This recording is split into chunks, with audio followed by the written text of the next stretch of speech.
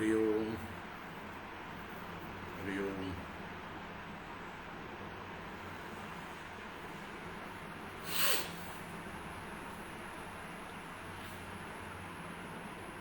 हरि ओम हरि ओम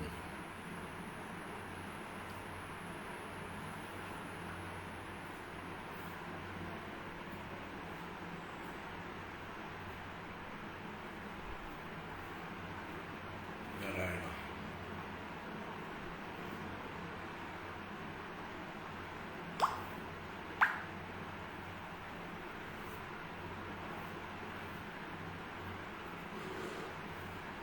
हरि ओम हरि ओम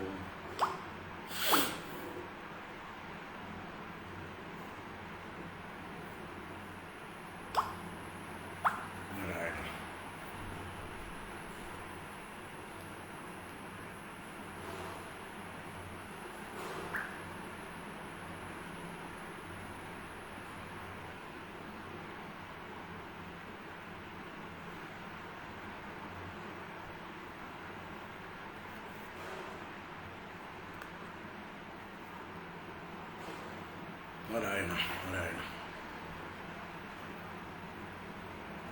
हरि ओम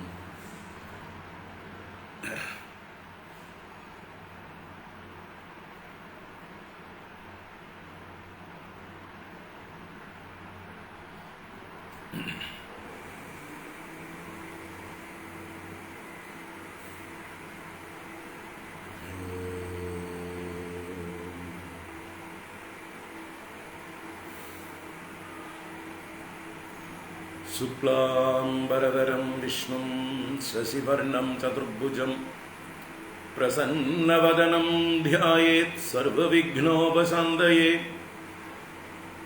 गुरवे सर्वलोकानां विषजे भवरोगिणां निधये सर्वविद्यानां दक्षिणामूर्तये नमः। जन्माद्यस्य यतोऽन्वयादितरतश्चार्थेष्वभिज्ञस्वराड् तेने ब्रह्महृदाय आदिकवये मुह्यन्ति यत्सूरयः तेजो वारिमृतां यदा विनिमयो यत्र त्रिसर्गो मृषा धाम्ना स्वेन सदा निरस्तकुहकं सत्यं परं धीमहि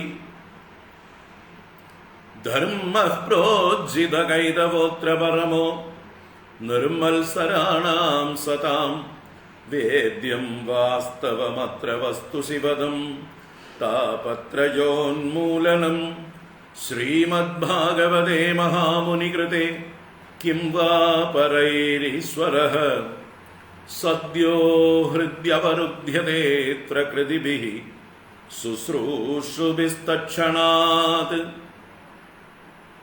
निगमकल्पतरोर्गलितं फलं सुगमुखादमृतद्रवसंयुतं पिबत भागवतं रसमालयं मुहुरहो रसिका भुवि भावुकाः नारायणं नमस्कृत्य नरं चैव नरोत्तमं देवीं सरस्वतीं व्यासं ततो जयमुदीरयेत्।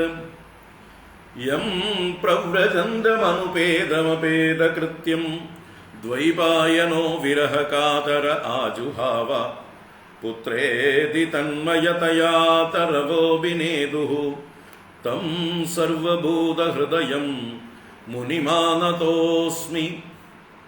यस्वानुभावमखिलश्रुतिसारमेकम् अध्यात्मदीपमतितितीर्षदां तमोन्दं संसारिणां करुणयाः पुराणगुह्यं तं व्याससूनुमुपयामि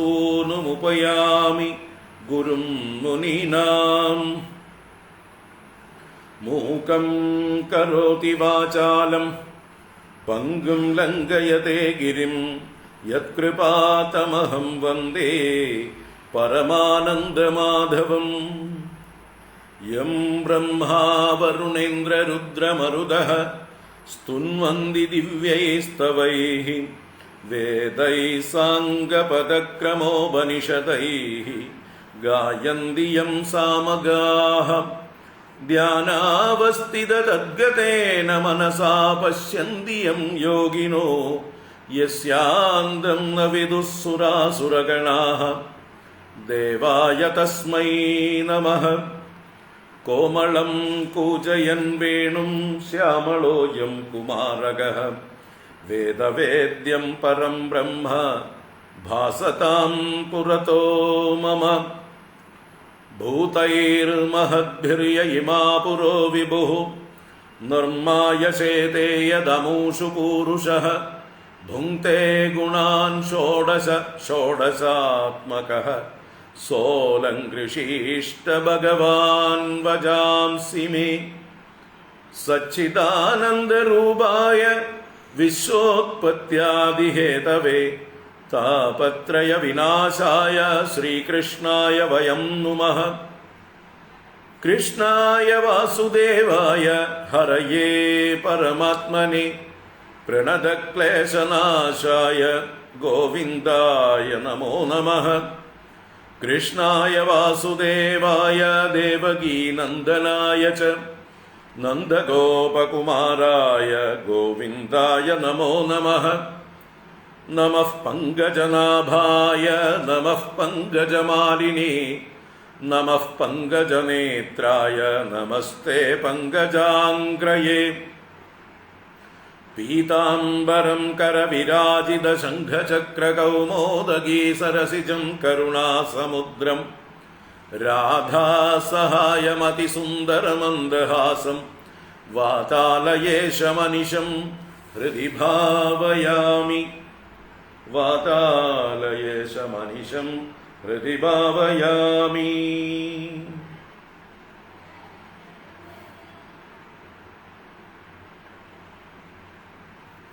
ഓം നമോ ഭഗവതേ വാസുദേവായ. ഓം നമോ നാരായണായ. ഓം ശ്രീ ഗുരുവായൂരപ്പ ശരണം. ഓം ശ്രീ ധന്വന്തരമൂർത്തയേ ശരണം. ഓം നമഃ പരമഋഷിഭ്യോ നമഃ പരമഋഷിഭ്യഃ.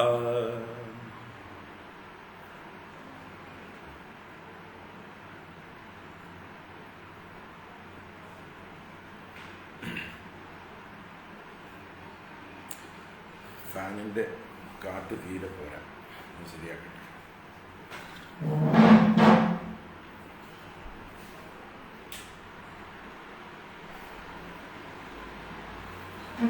നാരായണ.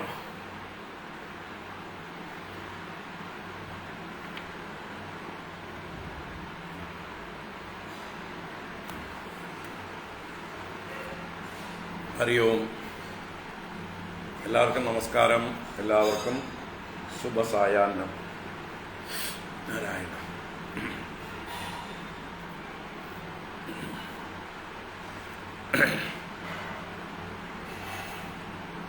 എല്ലാവർക്കും സുസ്വാഗതം.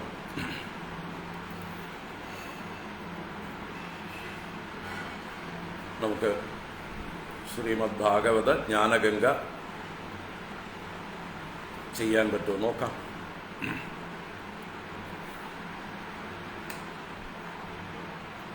ആശ്രമത്തിൽ നിന്നല്ല, വേറൊരു സ്ഥലത്തു നിന്നാണ്, എല്ലാവർക്കും അറിയാം. ഒരു ചികിത്സയ്ക്ക് വേണ്ടി വന്നതാണ്. രാവിലെ ഉച്ചയ്ക്കുള്ളിൽ ചികിത്സയെല്ലാം കഴിയും. അപ്പോൾ ഉച്ചയ്ക്ക് ശേഷം കുറച്ച് ഫ്രീ ആണ്. അപ്പം നമ്മുടെ ആയുർവേദ ഡോക്ടറോട് ചോദിച്ചപ്പോൾ ധൈര്യമായിട്ട് എടുത്തോളാൻ പറഞ്ഞു. സ്വാമിജിക്ക് ബുദ്ധിമുട്ടൊന്നുമില്ലെങ്കിൽ ക്ലാസ് എടുത്തോളൂ, ഒരു കുഴപ്പമില്ല എന്ന് പറഞ്ഞു. വളരെ സീനിയറായിട്ടുള്ള, കേരളം മുഴുവൻ അല്ലെങ്കിൽ ലോകം മുഴുവൻ അറിയപ്പെടുന്ന ഒരു ആയുർവേദ ഡോക്ടറാണ്. എത്രയോ മഹാത്മാക്കളെ ചികിത്സിച്ച പുണ്യാത്മാവാണ്. അഷ്ടാംഗ ഹൃദയം കലക്കി കുടിച്ചിട്ടുള്ള ആളാണ്. ഒറ്റപ്പാലം പാലപ്പുറത്ത് പടിഞ്ഞാറേക്കര ആയുർവേദിക് റിസർച്ച് സെൻറ്റർ, സേതുവേട്ടൻ എന്നാണ് എല്ലാവരും വിളിക്കുക. അങ്ങനെയുള്ളൊരു മഹാത്മാവിൻ്റെ ചികിത്സയിലാണ്. അപ്പോൾ അദ്ദേഹം തന്നെ പറഞ്ഞു എനിക്ക് ഒഴിവുള്ളപ്പോൾ ഞാനും വന്നിരുന്ന് കേൾക്കാം എന്ന്. അതുകൊണ്ട് പിന്നെ ധൈര്യമായി, ഒരു കുഴപ്പമില്ല, വൈക്കും പോലെയൊക്കെ എടുക്കാം.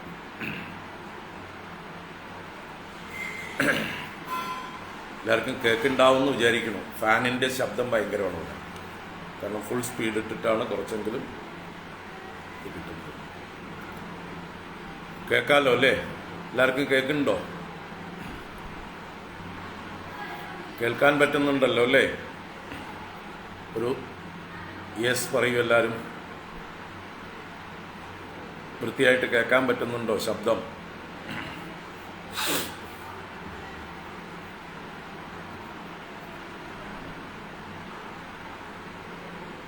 കേൾക്കാം. Thank you.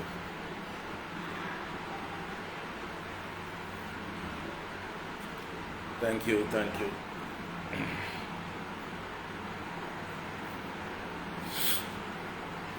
മതി, ഓക്കെ.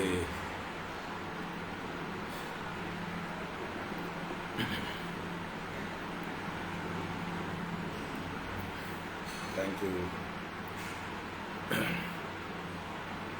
അപ്പോൾ റേഞ്ച് ഇത്തിരി കുറവുണ്ട്, നമ്മുടെ അവിടുത്തെ അത്ര റേഞ്ചില്ല, എങ്കിലും കുഴപ്പമുണ്ടാവില്ല എന്ന് വിചാരിക്കുന്നു.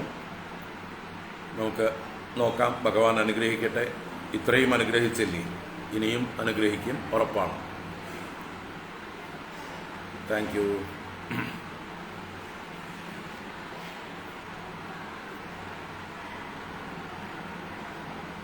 അപ്പോൾ നമ്മൾ കണ്ടുകൊണ്ടിരുന്നത് ശ്രീമദ് ഭാഗവതം ചതുർത്ഥ സ്കന്ധത്തിലെ 22-ാം അധ്യായമാണ്.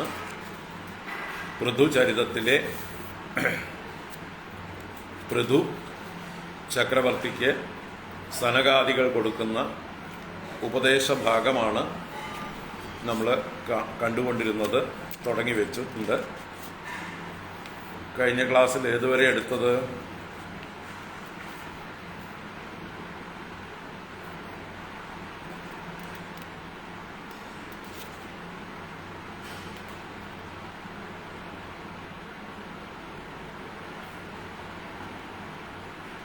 ഇരുപത്തി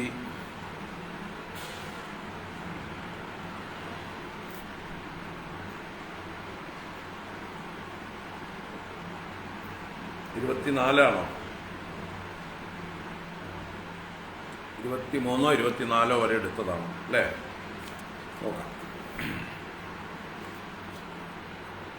നമുക്ക് 22-ാം 23 വരെയാണ് എടുത്തത് അല്ലേ? ഓക്കെ. 22-ാം അധ്യായം നമുക്ക് ആദ്യം തൊട്ട് തന്നെ വായിക്കാം. ഓം നമോ ഭഗവതേ വാസുദേവായ. അഥ ശ്രീമദ്ഭാഗവതേ ചതുർത്ഥസ്കന്ധേ 22-തമോऽധ്യായः. മൈത്രേയ ഉവാച. ജനേഷു പ്രഗൃണൽ സ്വേവം പൃഥും പൃഥുലവിക്രമം തത്രോപജഗ്മുർമുനയഃ ചത്വാരഃ സൂര്യവർച്ചസഃ. താംസ്തു സിദ്ധേശ്വരാൻ രാജാ വ്യോംനോവതരദോർച്ഛിഷാ ലോകാൻ അപാപാൻ കുർവത്യ സാനുഗോചഷ്ടലക്ഷിതാൻ. തദ്ദർശനോദ്ഗതാൻ പ്രാണാൻ പ്രത്യാദിൽ സുരിവോത്ഥിതഃ സദസ്യാനുഗോ വൈന്യഃ ഇന്ദ്രിയേശോ ഗുണാനിവ ഗൗരവാദ്യന്ത്രിതഃ സഭ്യഃ പ്രശ്രയാനതകന്ദരഃ വിധിവത് പൂജയാൻ ചക്രേ ഗൃഹീതാദ്യർഹണാസനാൻ തൽപാദശൗചസലിലൈർമാർജിതാളകബന്ധനഃ തത്ര ശീലവതാം വൃത്തം ആചരൻ മാനയന്നിവ ഹാടകാസന ആസീനാൻ സ്വദിഷ്ണ്യേ ശിവപാവകാൻ ശ്രദ്ധാ സംയമ സംയുക്തഃ പ്രീതഃ പ്രാഹ ഭവാഗ്രജാൻ. പൃഥുർവാച. അഹോ ആചരിതം കിം മേ മംഗളം മംഗളായനാഃ യസ്യ വോ ദർശനം ഹ്യാസീത് ദുർദർശാനാം ച യോഗിഭിഃ കിം തസ്യ ദുർലഭതരം ഇഹ ലോകേ പരത്ര ച യസ്യ വിപ്രാഃ പ്രസീദന്തി ശിവോ വിഷ്ണുശ്ച സാനുഗഃ നൈവ ലക്ഷ്യയതേ ലോകോ ലോകാൻ പര്യടതോഭിയാൻ യഥാ സർവദൃശം സർവ ആത്മാനം യസ്യ ഹേതവഃ അദനാ അപി തേ ധന്യാഃ സാധവോ ഗൃഹമേദിനഃ യദ്ഗൃഹാ ഹ്യർഹവര്യാംബു തൃണഭൂമീശ്വരാവരാഃ വ്യാളാലയദ്രുമാവൈതേപി അരിക്താഖില സമ്പദഃ യഗൃഹാസ്തീർത്ഥപാദീയപാദതീർത്ഥവിവർജിതാഃ സ്വാഗതം വോ ദ്വിജശ്രേഷ്ഠാഃ യദ്വ്രതാനി മുമുക്ഷവഃ ചരന്തി ശ്രദ്ധയാ ധീരാ ബാലായേവ ബൃഹന്തി ച കച്ചിന്ന കുശലം നാദ ഇന്ദ്രിയാർത്ഥാർത്ഥവേദിനാം വ്യസനാവാപയേതസ്മിൻ പതിതാനാം സ്വകർമ്മഭിഃ ബവൽസു കുശലപ്രശ്ന ആത്മാരാമേഷു നേഷ്യത്തെ കുശലാകുശലായത്ര ന സന്തി മതിവൃത്തയഃ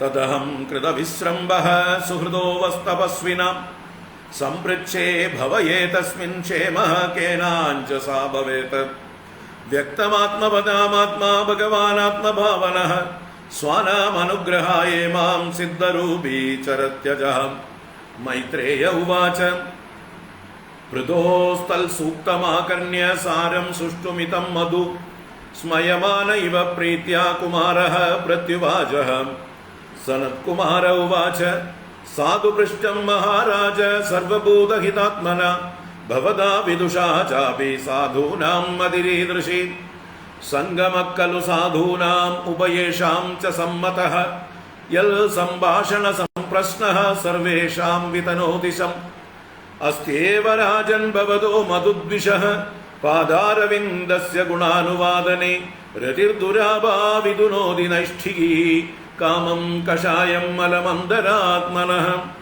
ശാസ്ത്രേ ശ്രിയാനേവ സുനിശ്ചിതോ നൃണാം ക്ഷേമസ്യ സദ്ര്യഗ്വിമൃശേഷു ഹേതുഃ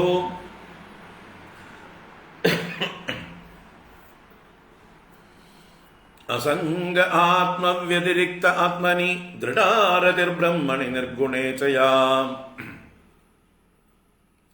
സാ ശ്രദ്ധയാ ഭഗവദ്ധർമ്മചര്യയാ ജിജ്ഞാസയാധ്യാത്മികയോഗനിഷ്ഠയാ യോഗേശ്വരോപാസനയാ ച നിത്യം പുണ്യശ്രവക്കഥയാ പുണ്യയാ ച അർത്ഥേന്ദ്രിയാരാമസഗോഷ്ഠ്യതൃഷ്ണയാ തൽസമ്മതാനാമപരിഗ്രഹേണ ച വിവിക്തരുച്യ പരിതോഷ ആത്മൻ വിനാഹരേർഗുണപീയൂഷപാനാത് അഹിംസയാ പാരമഹംസ്യ ചര്യയാ സ്മൃത്യാ മുകുന്ദാചരിതാഗ്രസീധുനാ യമൈരകാമൈർനിയമൈശ്ചാപ്യനിന്ദയാ നിരീഹയാ ദ്വന്ദ്വതിതിക്ഷയാ ച ഹരേർമുഹുസ്തൽപരകർണപൂരഗുണാഭിധാനേന വിജൃംഭമാണയാ ഭക്ത്യാ ഹ്യസംഗഃ സദസത്യനാത്മനി സ്യാം നിർഗുണേ ബ്രഹ്മണി ചാഞ്ചസാരഥിഃ യഥാരതിർബ്രഹ്മണി നൈഷ്ഠികീ പുമാൻ ആചാര്യവാൻ ജ്ഞാനവിരാഗരംഹസ ദഹത്യവീര്യം ഹൃദയം ജീവകോശം പഞ്ചാത്മകം യോനിമിവോത്തിതോഗ്നിഃ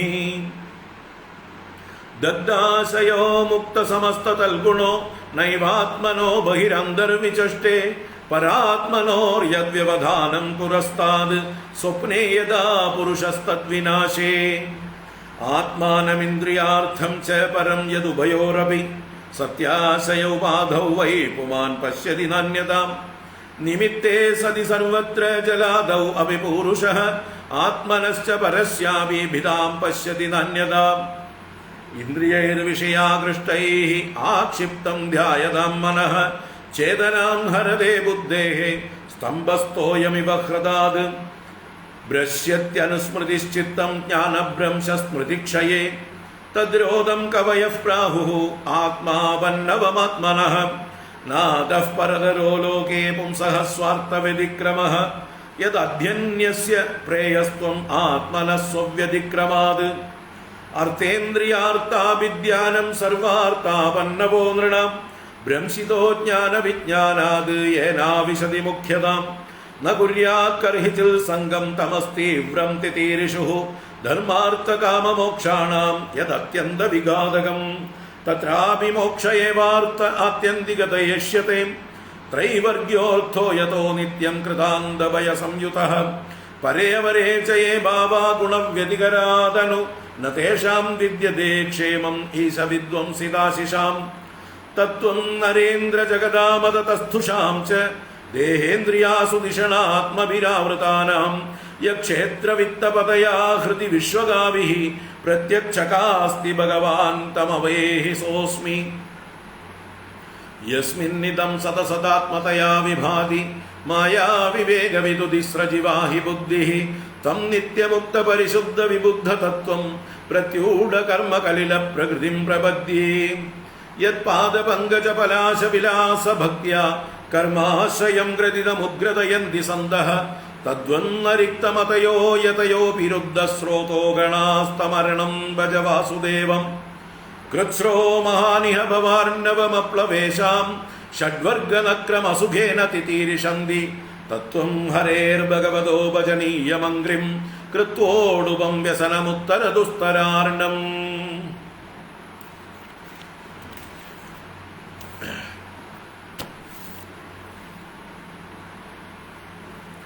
40-ാം ശ്ലോകം വരെ വായിച്ചു. അവിടെ നിൽക്കട്ടെ. സനകാദികളുടെ ഉപദേശം അതുവരെയാണ്. അത് കഴിഞ്ഞിട്ട് നമുക്ക് അടുത്ത ഭാഗം വായിക്കാം.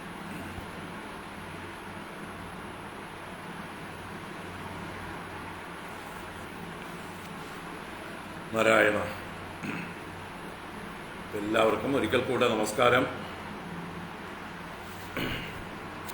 ശ്രീമദ് ഭാഗവത ജ്ഞാനഗംഗാ പ്രവാഹത്തിലേക്ക് എല്ലാവർക്കും ഒരിക്കൽ കൂടെ സുസ്വാഗതം.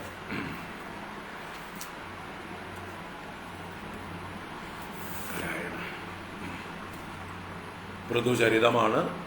പൃഥുചരിതത്തിൽ പൃഥുവിൻ്റെ അശ്വമേധയാഗം എല്ലാം നമ്മൾ കേട്ടു.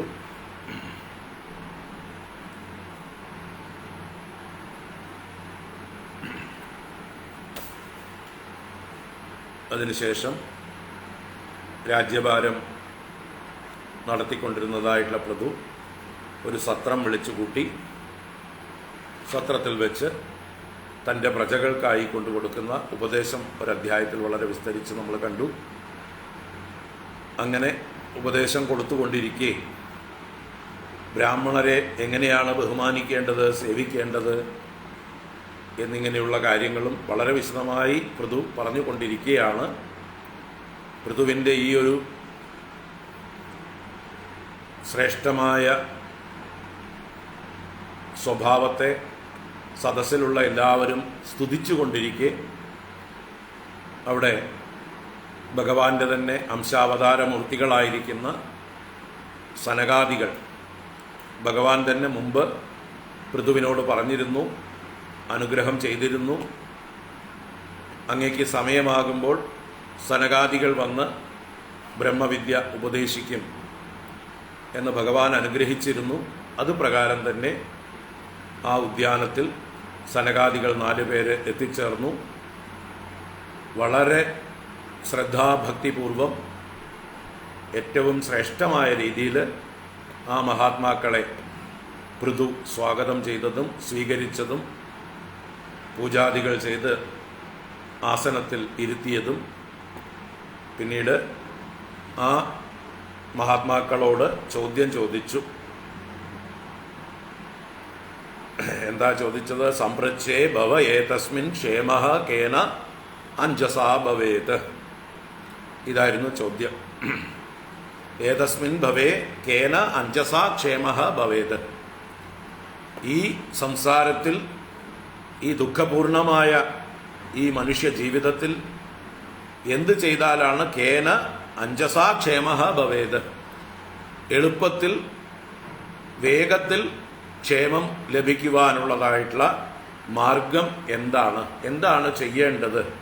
മനുഷ്യരായി ജനിച്ചവർക്ക് അവരുടെ ജന്മം ക്ഷേമപൂർവമാകാൻ, ധന്യമാകാൻ, ആനന്ദപൂർണമാകാൻ എന്താണ് കർത്തവ്യം എന്നതായിരുന്നു. ഒരൊറ്റ ചോദ്യമേ ചോദിച്ചുള്ളൂ. വളരെ ക്ലിയർ ആയിട്ടുള്ള ചോദ്യം. തീർച്ചയായിട്ടും ഭഗവാൻ തന്നെയാണ് നിങ്ങളുടെ രൂപത്തിൽ സിദ്ധരൂപികളായിട്ട് വന്ന് അനുഗ്രഹിക്കുന്നത് എന്ന് പറഞ്ഞുകൊണ്ട് അവരെ സ്തുതിച്ച് പറഞ്ഞു തരണം എന്ന് പറഞ്ഞതായിട്ടുള്ള സന്ദർഭത്തിൽ ആ പൃഥുവിൻ്റെ സാരവും സുഷ്ടുവും മിതവും മധുവുമായിട്ടുള്ള സൂക്തത്തെ കേട്ട് സനകാദികളിൽ സനൽകുമാര മഹർഷി കുമാരഃ പ്രീത്യാ സ്മയമാന ഇവ പ്രത്യുവാച, പുഞ്ചിരി തൂകുന്ന പോലെ പ്രേമപൂർവം വാത്സല്യപൂർവം ഇപ്രകാരം മറുപടി പറഞ്ഞു എന്ന് 17-ാം ശ്ലോകത്തിൽ പറഞ്ഞുകൊണ്ട് പിന്നെ 18-ാം ശ്ലോകം മുതൽക്ക് സനൽകുമാരൻ്റെ അതിവിശിഷ്ടമായിട്ടുള്ള ഉപദേശം ആരംഭിച്ചു. അതിൽ ആദ്യം 2 ശ്ലോകങ്ങൾ അഭിനന്ദനമായിരുന്നു. സാധുപൃഷ്ടം മഹാരാജ സർവഭൂതഹിതാത്മന ഭവതാ വിദുഷാ ചാപി സാധൂനാം മതിരീദൃശീ. അല്ലയോ മഹാരാജാവേ, വാസ്തവത്തിൽ അങ്ങ് അറിവുള്ള ആളാണ്. ഭവതാ വിദുഷാച അപി, വിദ്വാനായിട്ടും സർവഭൂതഹിതാത്മന ഭവതാ, സർവഭൂതങ്ങൾക്കും ഹിതമുണ്ടാകണമെന്ന് ആഗ്രഹിക്കുന്നവനായ അങ്ങയാലാണ് ഇപ്പതാ ഈ ചോദ്യം ചോദിക്കപ്പെട്ടത്. സാധുവായ ചോദ്യം പ്രശ്നം ചെയ്യപ്പെട്ടു. തീർച്ചയായിട്ടും സാധൂനാം മതിഹി ഈ ദൃശി, സജ്ജനങ്ങളുടെ മതി ഇപ്രകാരമാകുന്നു. എപ്പോഴും മറ്റുള്ളവരെ ദുഃഖങ്ങളിൽ നിന്ന് കരകയറ്റാനുള്ളതായിട്ടുള്ള ശ്രമം ചെയ്യുന്നവരെയാണ് സാധുക്കൾ എന്ന് പറയുന്നത്. പരകാര്യം സാധ്നോതി. അപ്പൊ സാധുക്കളുടെ ലക്ഷണം എന്താണെന്ന് ചോദിച്ചാൽ മറ്റുള്ളവരുടെ വിഷമം കാണുമ്പോൾ അവരെ അതിൽ നിന്ന് കരകയറ്റാൻ ശ്രമിക്കുക. ഇവിടെ ഈ ലോകത്തിലുള്ള ആളുകളെല്ലാം സംസാര ദുഃഖം കൊണ്ട് നിരന്തരം വിഷമിച്ചുകൊണ്ടേയിരിക്കുന്നു. ഈ സംസാര സാഗരത്തിൽ മുങ്ങിപ്പൊങ്ങി കഷ്ടപ്പെട്ടുകൊണ്ടിരിക്കുന്നു. അപ്പോൾ അങ്ങനെയുള്ളവരെ രക്ഷിക്കുവാനായിക്കൊണ്ടാണ് മഹാത്മാക്കളുടെ മതി. ഇനി സംഗമക്കലു സാധൂനാമുപയേഷാം ച സമ്മതഃ യൽ സംഭാഷണ സംപ്രശ്നഃ സർവേഷാം വിതനോദിശം. സാധുക്കൾ തമ്മിലുള്ളതായിട്ടുള്ള സംഗമം 2 കൂട്ടർക്കും അത് സന്തോഷമായിട്ടുള്ളതാണ്, സമ്മതമായിട്ടുള്ളതാണ്. കാരണം അവർ തമ്മിലുള്ളതായിട്ട് സംഭാഷണ സംപ്രശ്നങ്ങൾ ലോകത്തിന് മുഴുവൻ സർവേഷാം ശം വിതനോതി, കേൾക്കുന്നവർക്കും അതിനെക്കുറിച്ച് പിന്നീട് അറിയുന്നവർക്കും എല്ലാവർക്കും മംഗളം നൽകുന്നതാണ്, സുഖം നൽകുന്നതാണ് ഈ സജ്ജനങ്ങൾ തമ്മിലുള്ളതായിട്ടുള്ള സമാഗമവും അവർ തമ്മിലുണ്ടാവുന്ന സംഭാഷണങ്ങളും. അതുകൊണ്ട് അങ്ങയെ കണ്ടത് ഞങ്ങളുടെയും ഭാഗ്യമാണ് എന്നുള്ള മട്ടിൽ അദ്ദേഹത്തെ പ്രശംസിച്ചു. അത് കഴിഞ്ഞ് 20-ാം ശ്ലോകത്തിൽ അങ്ങയ്ക്ക് ഭഗവാന്റെ മധുദ്വിഷഃ പാദാരവിന്ദസ്യ ഗുണാനുവാദനേ ഭവതഃ ദുരാപാരതിഃ അസ്തിയേവ. ആ മധുദ്വേഷിയായ ഭഗവാന്റെ പാദാരവിന്ദങ്ങളുടെ ഗുണ അനുവാദനത്തിൽ ദുരാപം, മറ്റുള്ളവർക്ക് പ്രാപിക്കാൻ പ്രയാസമേറിയ ദുർലഭമായിട്ടുള്ള താല്പര്യം, രതി തീർച്ചയായിട്ടും ഉണ്ട്. അത് ആ ഭക്തി വർദ്ധിച്ചു വന്ന് അന്തരാത്മനഃ കഷായം മലം കാമം വിദുനോതി. ഈ ഭക്തി തന്നെ, രതി തന്നെ നൈഷ്ഠികയായി തീരുന്നതോടു കൂടിയിട്ട് ഉള്ളിലുള്ളതായിട്ടുള്ള മാലിന്യങ്ങളെ മുഴുവൻ അത് നല്ലതുപോലെ യഥേഷ്ടം നശിപ്പിച്ച് കളയും. അപ്പോൾ ഭഗവാന്റെ കഥ കേൾക്കുന്നതിൻ്റെ ഏറ്റവും വലിയ പ്രയോജനം എന്ന് പറയുന്നത് നമ്മുടെ ഉള്ളിലുള്ളതായിട്ടുള്ള സകല കഷായങ്ങളെയും കർമ്മവാസനകളെയും അല്ലെങ്കിൽ വേണ്ടാത്തതായിട്ടുള്ള രാഗദ്വേഷങ്ങൾ, കാമക്രോധങ്ങൾ, ഇങ്ങനെ എന്തെല്ലാം ദുഷിച്ച ചിന്തകളും വാസനകളും നമ്മുടെ ഉള്ളിലുണ്ടോ അതിനെ മുഴുവൻ നശിപ്പിക്കുന്നതാണ് ഭഗവാന്റെ ഭക്തി, ഭഗവാന്റെ കഥകൾ നിരന്തരം കേൾക്കുന്നതും. ഇനി എല്ലാ ശാസ്ത്രങ്ങളിലും നിശ്ചയിച്ച് പറഞ്ഞിട്ടുണ്ട്. ശാസ്ത്രേഷു ഇയാനേവ സുനിശ്ചിതോ നൃണാം ക്ഷേമസ്യ സദ്രഗ് വിമൃശേഷു ഹേതു. നൃണാം ക്ഷേമസ്യ ഹേതു, എന്താണ് മനുഷ്യന് ക്ഷേമത്തിനുള്ള മാർഗം എന്നാണ് ചോദിച്ചത്. ആ ചോദ്യത്തിന് കൃത്യമായിട്ട് മറുപടി പറയണു. നരന്മാർക്ക് നൃണാം ക്ഷേമസ്യ ഹേതു സുനിശ്ചിത ശാസ്ത്രേഷു, ശാസ്ത്രങ്ങളിൽ നിശ്ചയിച്ചു വെച്ചിട്ടുണ്ട്, വ്യക്തമായിട്ട് സദ്രക്കായിട്ട് നിശ്ചയിച്ചിട്ടുണ്ട്. എന്താണ്? അസംഗ ആത്മവ്യതിരിക്ത ആത്മനി ദൃഢാരതിർ ബ്രഹ്മണി നിർഗുണേചയാ. ആത്മവ്യതിരിക്തേ അസംഗ, ആത്മാവിൽ നിന്ന് വ്യതിരിക്തമായ വസ്തുക്കളിൽ, അനാത്മ വസ്തുക്കളിൽ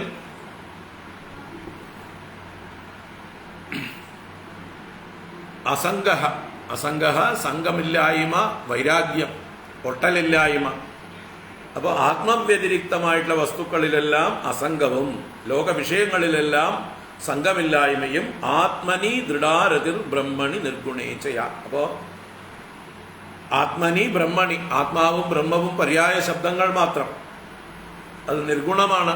നിർഗുണമായിരിക്കുന്ന ആ ആത്മസ്വരൂപത്തിൽ ദൃഢാരതി, ഉറച്ച രതി, അതിലുള്ള രമണം, അതിൽ തന്നെ രമിക്കുക, ആത്മരതി. ഇതാണ് ക്ഷേമത്തിനുള്ള മാർഗം. ബാക്കി വിഷയങ്ങളോടുള്ളതായിട്ടുള്ള ആസക്തി വന്നാൽ അത് ദുഃഖത്തിലേക്കുള്ള വഴിയാണ്. അതിലേക്ക് ബുദ്ധിമാന്മാരായിട്ടുള്ളവരാരും പോകുന്നില്ല. ഒരു നിമിഷം ആരോ വിളിക്കലും കാര്യങ്ങൾ കൊടുത്ത് എന്തെങ്കിലും കൊണ്ടുതരാനായിരിക്കും.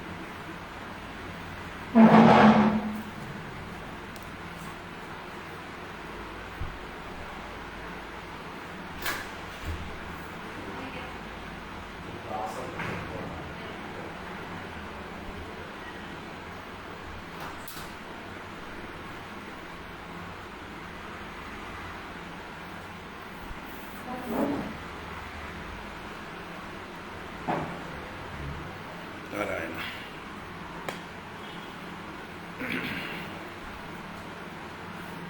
റൂമിനകത്ത് പുകയ്ക്കണോ ചോദിച്ചുകൊണ്ട് വരണം. ഇപ്പൊ പുകച്ചാൽ ഞാനിവിടുന്ന് ഓടും. ഈ നേരത്തെ എല്ലാ റൂമുകളും പുകയ്ക്കേണ്ടി പോകും.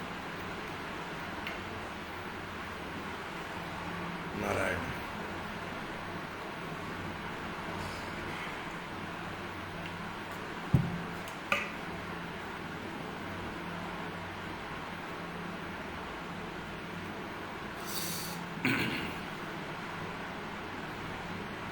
അപ്പോ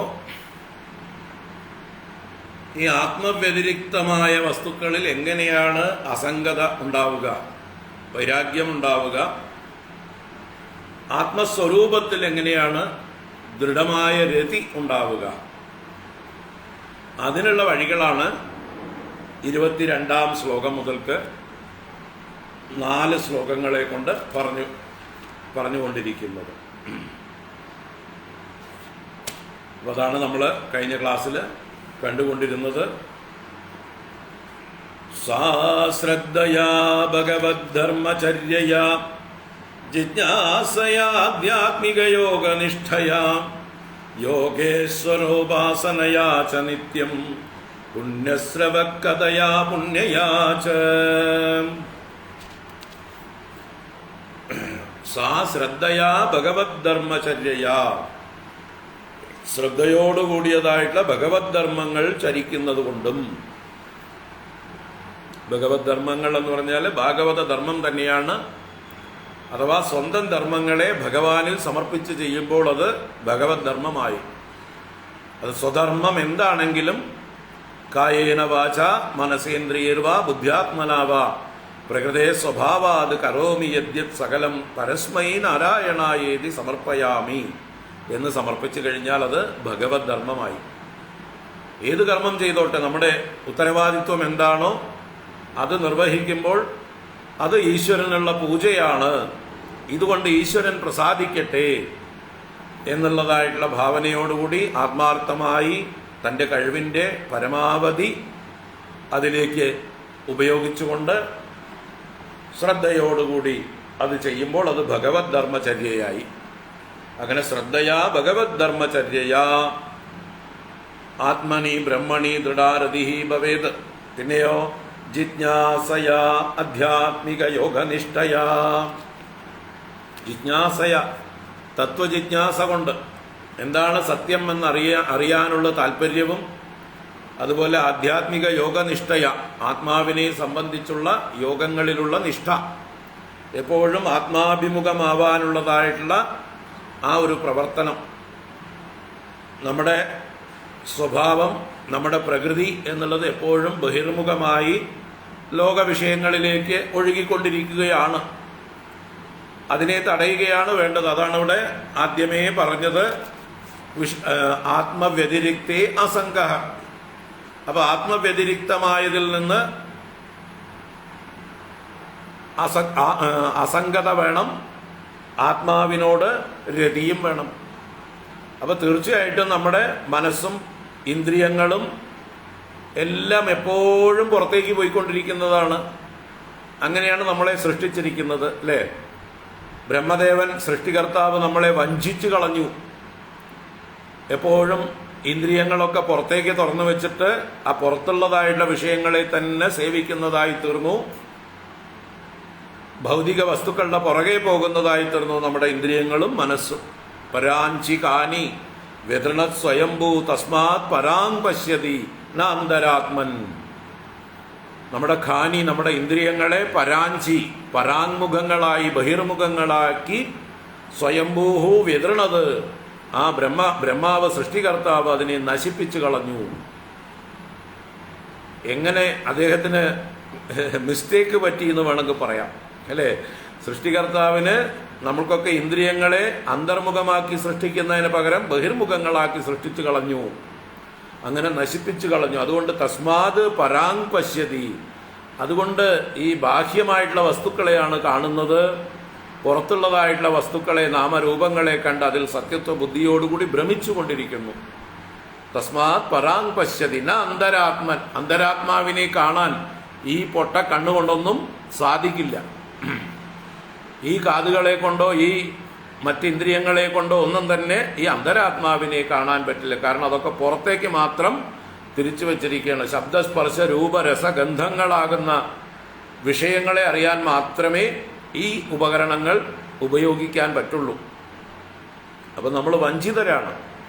അപ്പം അതുകൊണ്ട് തന്നെ എപ്പോഴും നമ്മൾ പരിശ്രമിക്കണം, നമ്മുടെ ശ്രേയസ്സിന് വേണ്ടി, നമ്മുടെ ക്ഷേമത്തിന് വേണ്ടി ഈ ബഹിർമുഖങ്ങളായ ഇന്ദ്രിയങ്ങളെ, കരണങ്ങളെ ഉള്ളിലോട്ട് തിരിച്ചുകൊണ്ട് പ്രയത്നം ചെയ്യണം. അതാണ് ഇവിടെ പറഞ്ഞത്. ആധ്യാത്മിക യോഗനിഷ്ഠയാ, ആധ്യാത്മിക യോഗ നിഷ്ഠ കൊണ്ട് ആത്മാവിൽ അധിഷ്ഠിതമായ ചര്യകളാണ്, ആത്മവിചിന്തനം ചെയ്യുന്ന, ആത്മബോധം ഉണർത്തുന്ന എല്ലാ പ്രവൃത്തികളും യോഗങ്ങളാണ്. അപ്പോൾ ആധ്യാത്മിക യോഗനിഷ്ഠയാ, അതുപോലെ തന്നെ യോഗേശ്വര ഉപാസനയാ, യോഗേശ്വരനായ ഭഗവാനെ ഉപാസിക്കുന്നത് കൊണ്ടോ യോഗേശ്വരന്മാരായ മഹാത്മാക്കളെ സേവിക്കുന്നത് കൊണ്ടോ, സത്സംഗം, മഹാത്മാക്കളുമായിട്ടുള്ള യോഗേശ്വരന്മാരായ മഹാത്മാക്കളുമായിട്ടുള്ള സത്സംഗം തന്നെയാണ് ഉപാസന. ഉപാസന എന്ന് പറഞ്ഞാൽ അടുത്തിരിക്കലാണ്. സജ്ജനങ്ങളുടെ അടുത്തിരിക്കൽ തന്നെയാണ് അവരുടെ ഉപാസന. അതുപോലെ പുണ്യസ്രവ കഥയാ, പുണ്യത്തെ വർദ്ധിപ്പിക്കുന്ന പുണ്യസ്രവസ്സോടുകൂടിയ, പുണ്യസ്രവനായിരിക്കുന്ന ഭഗവാന്റെ കഥകളെ നിരന്തരം കേട്ടാലും, ഭഗവാന്റെ ഈശ്വരന്റെ ലീലകളെ കേൾക്കും തോറും എന്തുണ്ടാവുന്നു? ദൃഢാരതിഹി ഭവതി, ആത്മസ്വരൂപത്തില് ദൃഢമായ രതി ഉണ്ടാകുന്നു, ആത്മരതി ഉണ്ടായി വരുന്നു. വിഷയങ്ങളിൽ വിരതിയും ഉണ്ടാകണം. വിഷയങ്ങളിൽ വിരതി ഉണ്ടാവണം, ആത്മാവിൽ രതി ഉണ്ടാവണം. അതിനുവേണ്ടി പ്രയത്നിക്കണം. അർത്ഥേന്ദ്രിയാരാമസഗോഷ്ഠ്യതൃഷ്ണയാ തൽസമ്മതാനാമപരിഗ്രഹേണ ച വിവിക്തരുച്യാ പരിതോഷ ആത്മൻ വിനാഹരേർഗുണപീയൂഷപാനാത്. അർത്ഥ ഇന്ദ്രിയ ആരാമ സഗോഷ്ഠി അതൃഷ്ണയാ, അർത്ഥങ്ങള്, ഇന്ദ്രിയങ്ങള്, ആ ഇന്ദ്രിയ ആരാമന്മാരായിട്ടുള്ളവരുടെ സഗോഷ്ഠി, സഹവാസം, അവരുടെ കൂട്ടവുമായിട്ട് ചേർന്നിരിക്കുക, അങ്ങനെയുള്ള സഹവാസത്തിലുള്ള അതൃഷ്ണ, തൃഷ്ണാരാഹിത്യം. അപ്പോൾ അർത്ഥം അഥവാ പദാർത്ഥങ്ങൾ, ലോക വിഷയങ്ങളിൽ താല്പര്യമില്ലാതാവുക, ഇന്ദ്രിയങ്ങളിൽ, ഇന്ദ്രിയ ആരാമന്മാരുടെ ഗോഷ്ഠിയിൽ ഒന്നിലും തൃഷ്ണയില്ലാതിരിക്കുക, താല്പര്യമില്ലാതിരിക്കുക. തൽ സമ്മതാനാം അപരിഗ്രഹേണ ച, ഈ വിഷയാരാമന്മാരായിട്ടുള്ള ആളുകളുടെ, അവർക്ക് ഇഷ്ടമായിരിക്കുന്നതാണ് അവർക്ക് സമ്മതമായിരിക്കുന്നത്, അവർക്ക് സമ്മതമായതിനെ പരിഗ്രഹിക്കാതിരിക്കുക, പരിത്യജിക്കുക. അപ്പോൾ അവര് എന്തിനെ സ്വീകരിക്കുന്നു എന്ന് കണ്ടാൽ അവർ ഇന്ദ്രിയ വിഷയങ്ങളെയാണ് സ്വീകരിക്കുക. ബഹിർമുഖമായി ലോകത്തിലേക്ക് ഒഴുകിക്കൊണ്ടിരിക്കുന്നവരാണ് അവർ. അവരുടെ പുറകെ പോയാൽ അവർ നമ്മളെയും ആകർഷണം കൊണ്ട് വലിച്ചു കൊണ്ടുപോകും. അതുകൊണ്ട് അവരുടെ പുറകെ പോകാതിരിക്കുക, അവർ സേവിക്കുന്ന വിഷയങ്ങളെ പരിത്യജിക്കുക, സേവിക്കാതിരിക്കുക. അതാണ് തൽ സമ്മതാനാം അപരിഗ്രഹേണ ച. ഹരേഹേ ഗുണപീയൂഷപാനാത് വിനാ വിവിക്തരുച്യ ആത്മൻ പരിതോഷഃ. ഹരിയുടെ ഗുണപീയൂഷപാനാത് വിന, ആ ഭഗവാന്റെ ഗുണങ്ങളുടെ ഗുണപ്രവാഹങ്ങളുടെ ഗുണാമൃതത്തിന്റെ പാനത്തിൽ ഒന്നുകിൽ രുചിയില്ലാതിരിക്കുക, അല്ലെങ്കിൽ അതിനുള്ള സാഹചര്യം ഇല്ലാതിരിക്കുക. സത്സംഗങ്ങൾ, ഭഗവാന്റെ കഥകൾ കേൾക്കാനുള്ളതായിട്ടുള്ള സാഹചര്യം ഇല്ലാത്തപ്പോഴോ അപ്പോഴും ദുസ്സംഗത്തിൽ പോകാതിരിക്കുക. വിവിക്ത രുച്യ, ഏകാന്തത്തിലുള്ള രുചി, ഏകാന്തവാസത്തിൽ താല്പര്യം കൊണ്ടും. ആത്മൻ പരിതോഷഃ, ആത്മാവിൽ പരിതോഷം അഭ്യസിക്കുക. തന്നിൽ തന്നെ തൃപ്തി. പരിതോഷം എന്ന് പറഞ്ഞാൽ കണ്ടന്റ്മെന്റ്, തൃപ്തി. തന്നിൽ തൃപ്തി ഇല്ലാതിരിക്കുമ്പോഴാണ് നമ്മൾ മറ്റ് പലതിൻ്റെയും പുറകെ പോകുന്നത്. അപ്പോൾ അവനവനിൽ തന്നെ പരിതുഷ്ടി അഥവാ സന്തോഷം, നിറവ് എപ്പോഴും ഉണ്ടായിരിക്കുക. ഒന്നിൻ്റെയും കുറവ് അനുഭവിക്കാതിരിക്കുക. അത് പരിശീലിക്കേണ്ടതാണ്. അപ്പം അങ്ങനെയായാൽ ലോകവിഷയങ്ങളോട് വിരക്തിയും ഭഗവാനോട് അല്ലെങ്കിൽ ആത്മസ്വരൂപത്തോട് അല്ലെങ്കിൽ ബ്രഹ്മത്തോട് രതിയും ഉണ്ടായി വരും എന്ന് പറഞ്ഞു. ഇനി ഇതുവരെയാണ് കഴിഞ്ഞ ക്ലാസ്സിൽ പറഞ്ഞത്. അടുത്ത ശ്ലോകം തൊട്ട് കാണാം. അഹിംസയാ പാരമഹംസ്യചര്യയാ സ്മൃത്യാ മുകുന്ദാചരിതാഗ്രസീധുനാ യമൈർ അകാമൈർ നിയമൈശ്ചാപ്യനിന്ദയാ നിരീഹയാ ദ്വന്ദ്വതിതിക്ഷയാ ച.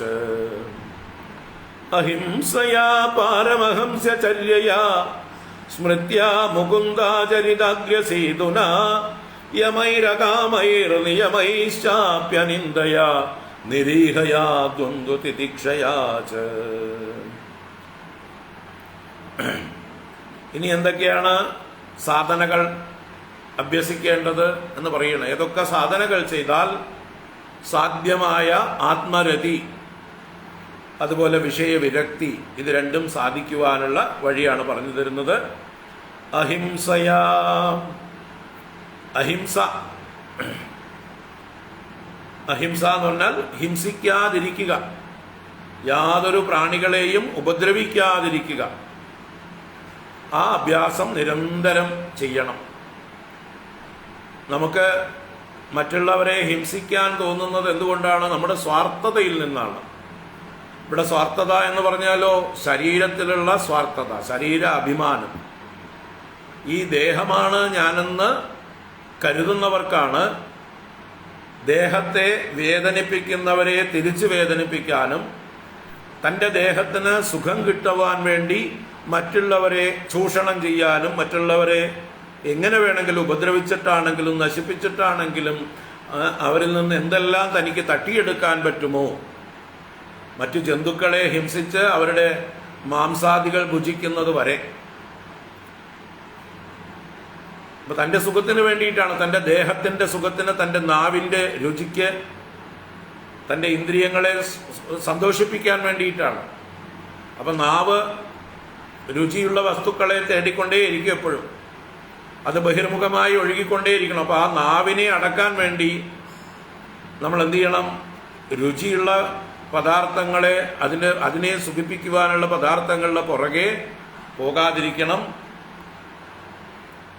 രുചിക്ക് വേണ്ടി അന്യജന്തുക്കളെ ഹിംസിക്കാതിരിക്കണം. അപ്പോഴേ നമുക്ക് എന്തുണ്ടാവുള്ളൂ? ഈ ഇന്ദ്രിയങ്ങളെ ജയിക്കാൻ കഴിയുള്ളൂ, വിഷയവാസനകളെ ത്യജിക്കാൻ കഴിയുള്ളൂ. അല്ല നിരന്തരം നമ്മൾ നമ്മുടെ സ്വാർത്ഥതയ്ക്ക് വേണ്ടി മറ്റുള്ളവരെ ഉപദ്രവിച്ചുകൊണ്ടിരുന്നാൽ ഒരിക്കലും നമ്മൾ ലോക വിഷയങ്ങളിൽ നിന്ന് വിരക്തി ഉണ്ടാവാനും പോകുന്നില്ല, ആത്മാവ് എന്താണെന്ന് അറിയാനും പോകുന്നില്ല. അപ്പോൾ അഹിംസ എന്നുള്ളത് വളരെ അത്യന്താപേക്ഷിതമായിട്ടുള്ള ഒരു മൂല്യമാണ്, ഒരു ഗുണമാണ്. അത് അഭ്യസിക്കണം. മനസാ വാചാ കർമ്മണ, ആരെയും വേദനിപ്പിക്കാതിരിക്കണം. അത് ശ്രമിച്ചുകൊണ്ടേയിരിക്കണം. നമ്മൾ ആരെ വേദനിപ്പിക്കുന്നതും ഈശ്വരനെ വേദനിപ്പിക്കുന്നതാണ്, അല്ലെങ്കിൽ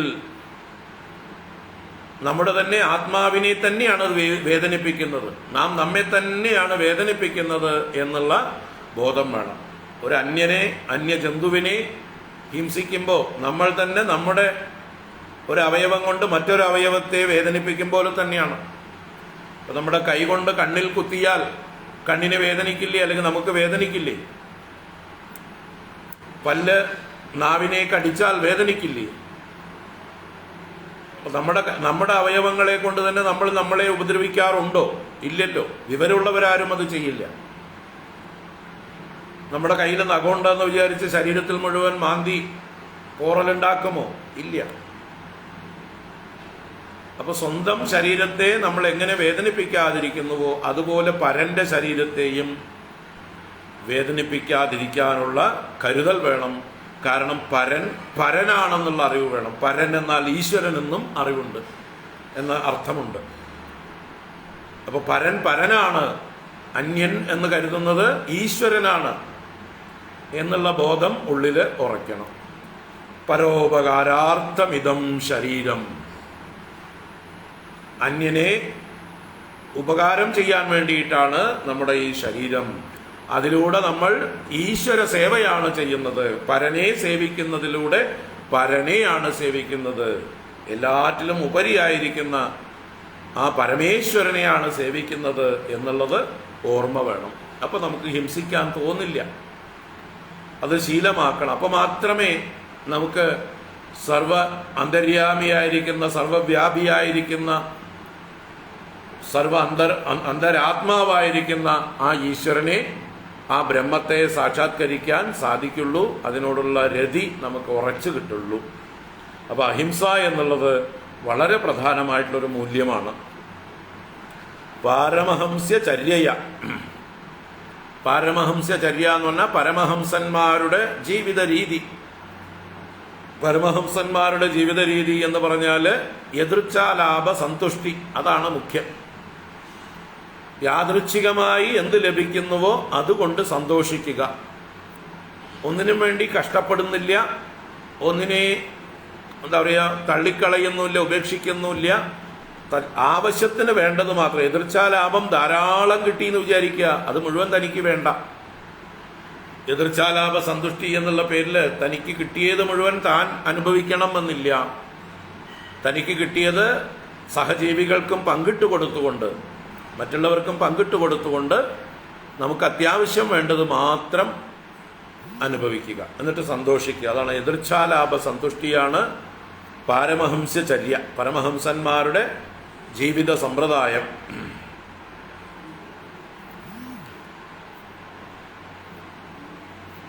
അതുപോലെ സ്മൃത്യാ മുകുന്ദാചരിതാഗ്രസീധുനാ,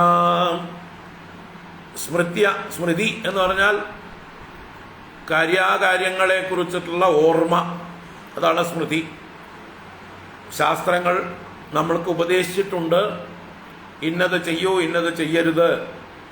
അതിനാണ് പ്രത്യേകമായിട്ട് സ്മൃതി ഗ്രന്ഥങ്ങൾ എന്നും കൂടി പറയുന്നത്.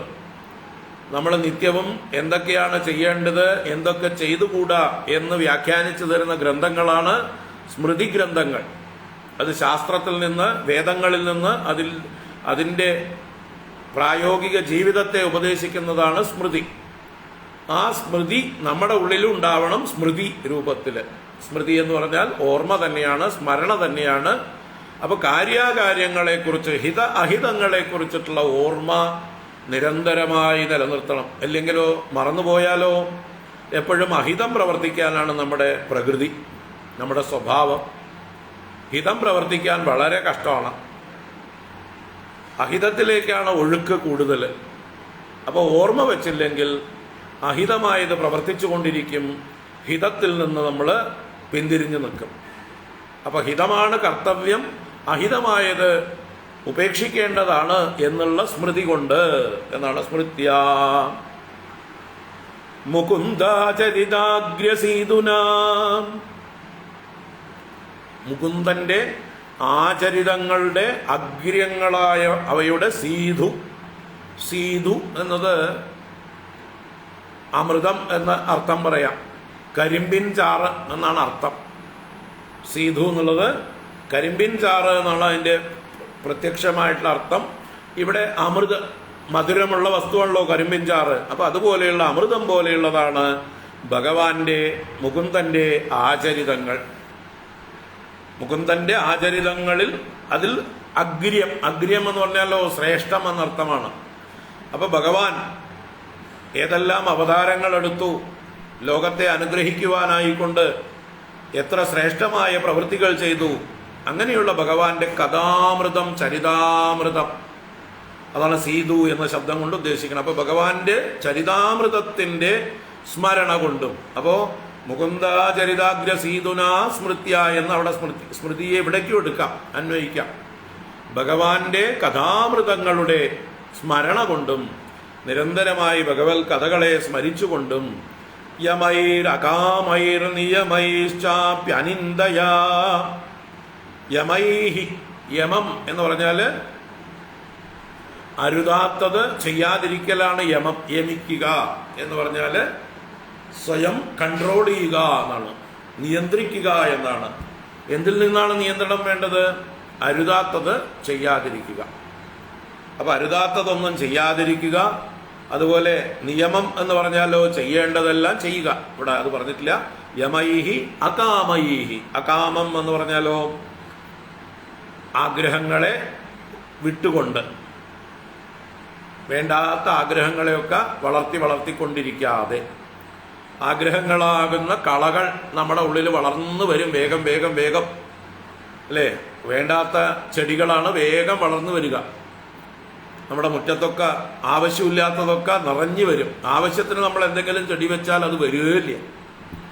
എത്ര കഷ്ടപ്പെട്ടാലും, എത്ര വെള്ളമൊഴിച്ചാലും, എത്ര വളമിട്ടാലും, എത്ര ശുശ്രൂഷിച്ചാലും ആവശ്യമുള്ള ചെടികൾ വളർന്നു വരാൻ വളരെ പ്രയാസമാണ്. ആവശ്യമില്ലാത്തത് നമ്മൾ എത്ര പറിച്ചു കളഞ്ഞാലും, എന്തെല്ലാം ചെയ്താലും, ഇനി എന്തെങ്കിലും വിഷദ്രാവകങ്ങൾ തന്നെ, ആസിഡുകൾ തന്നെ ഒഴിച്ചാലും ചിലപ്പോൾ പിന്നെയും തഴച്ചു വരും ഈ കളകൾ.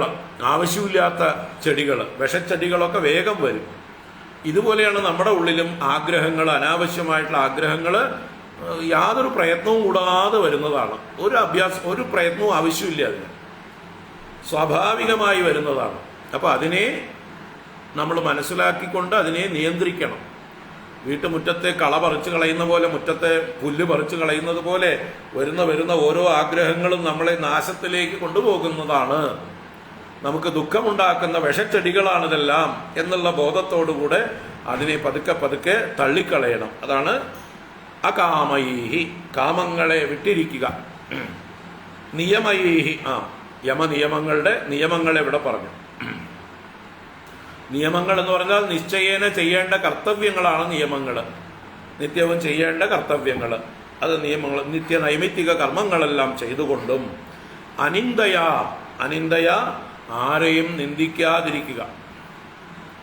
മറ്റുള്ളവരെ നിന്ദിക്കുക എന്നുള്ളത് പലരുടെയും സ്വഭാവമാണ്. അവരെ നിന്ദിക്കുമ്പോഴാണ് നമ്മൾ വലുതാവണമെന്നുള്ളൊരു തോന്നലാണ് പലർക്കും.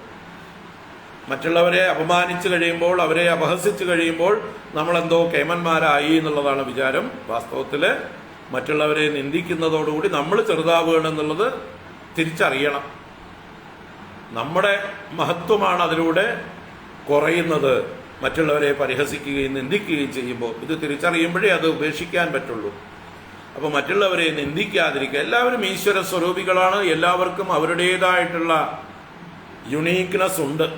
എല്ലാവർക്കും അവരുടേതായിട്ടുള്ള മഹത്വമുണ്ട്.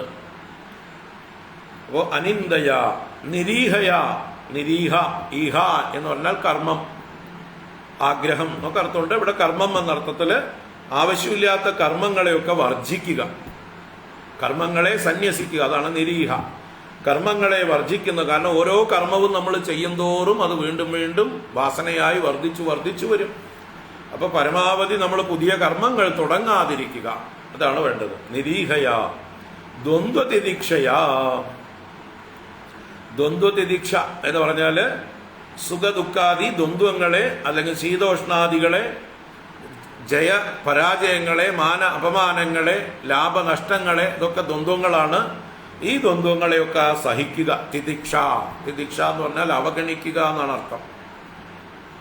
ത്യജിക്കുക എന്ന് തന്നെയാണ് തിദിക്ഷയുടെ അർത്ഥം. തെക്തും ക്ഷമതയാണ് തിദിക്ഷ.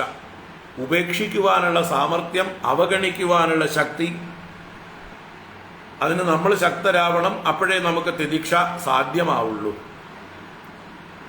നമുക്ക് സഹിക്കാനുള്ള ശക്തി ഉണ്ടെങ്കിലേ നമുക്ക് മറ്റു കാര്യങ്ങളൊക്കെ ഈ ദ്വന്ദ്വങ്ങളൊക്കെ നിസ്സാരമാണെന്നുള്ള തോന്നലുണ്ടാവുള്ളൂ. അതുകൊണ്ട് നമ്മൾ ശക്തി ആർജിക്കുക. ആത്മവിശ്വാസമുള്ളവരും സ്വയം ശക്തിയുള്ളവരുമായി നിസ്സാര കാര്യങ്ങളെ അവഗണിക്കാനായിട്ട് അഭ്യസിക്കുക. അതാണ് തിതിക്ഷ എന്ന് പറയുന്നത്. അപ്പോൾ ദ്വന്ദ്വങ്ങളെയെല്ലാം സഹിക്കുക. ശീതോഷ്ണാദികളെ, സുഖദുഃഖങ്ങളെ, ലാഭനഷ്ടങ്ങളെ, മാനാപമാനങ്ങളെ, ജയപരാജയങ്ങളെയൊക്കെ സഹിക്കുക. അതിനെയൊക്കെ ഉപേക്ഷിക്കുക, അതിനെ അവഗണിക്കുക. Never mind, take it easy. അതുപോലെ അങ്ങനെ ആയാലോ മുമ്പ് പറഞ്ഞതായിട്ടുള്ള ലോക വിഷയങ്ങളോടുള്ളതായിട്ടുള്ള വൈരാഗ്യം വർദ്ധിച്ചു വരും, ആത്മസ്വരൂപത്തോടുള്ളതായിട്ടുള്ള രതി വർദ്ധിച്ചു വരും. ഇത് അടുത്ത ശ്ലോകത്തിലും കൂടി ചേർന്ന് പറയുകയാണ്. അഹിംസയാ പാരമഹംസ്യചര്യയാ സ്മൃത്യാ മുകുന്ദാചരിതാഗ്രസീധുന യമൈരകാമൈർനിയമൈശ്ചാപ്യനിന്ദയാ നിരീഹയാ ദ്വന്ദ്വതിദിക്ഷയാ ച ഹരേർമുഹുസ്തൽപരകർണപൂരഗുണാഭിധാനേന വിജൃംഭമാണയാ ഭക്ത്യാ ഹ്യസംഗഃ സദസത്യനാത്മനി സ്യാ നിർഗുണേ ബ്രഹ്മണി ചാഞ്ചസാരഥിഃ. ഹരേർമുഹുസ്തൽപരകർണപൂരഗുണാഭിധാനേന വിജൃംഭമാണയാ ഭക്ത്യാ ഹ്യസംഗഃ സദസത്യനാത്മനി സ്യാ നിർഗുണേ ബ്രഹ്മണി ചാഞ്ചസാരഥിഃ.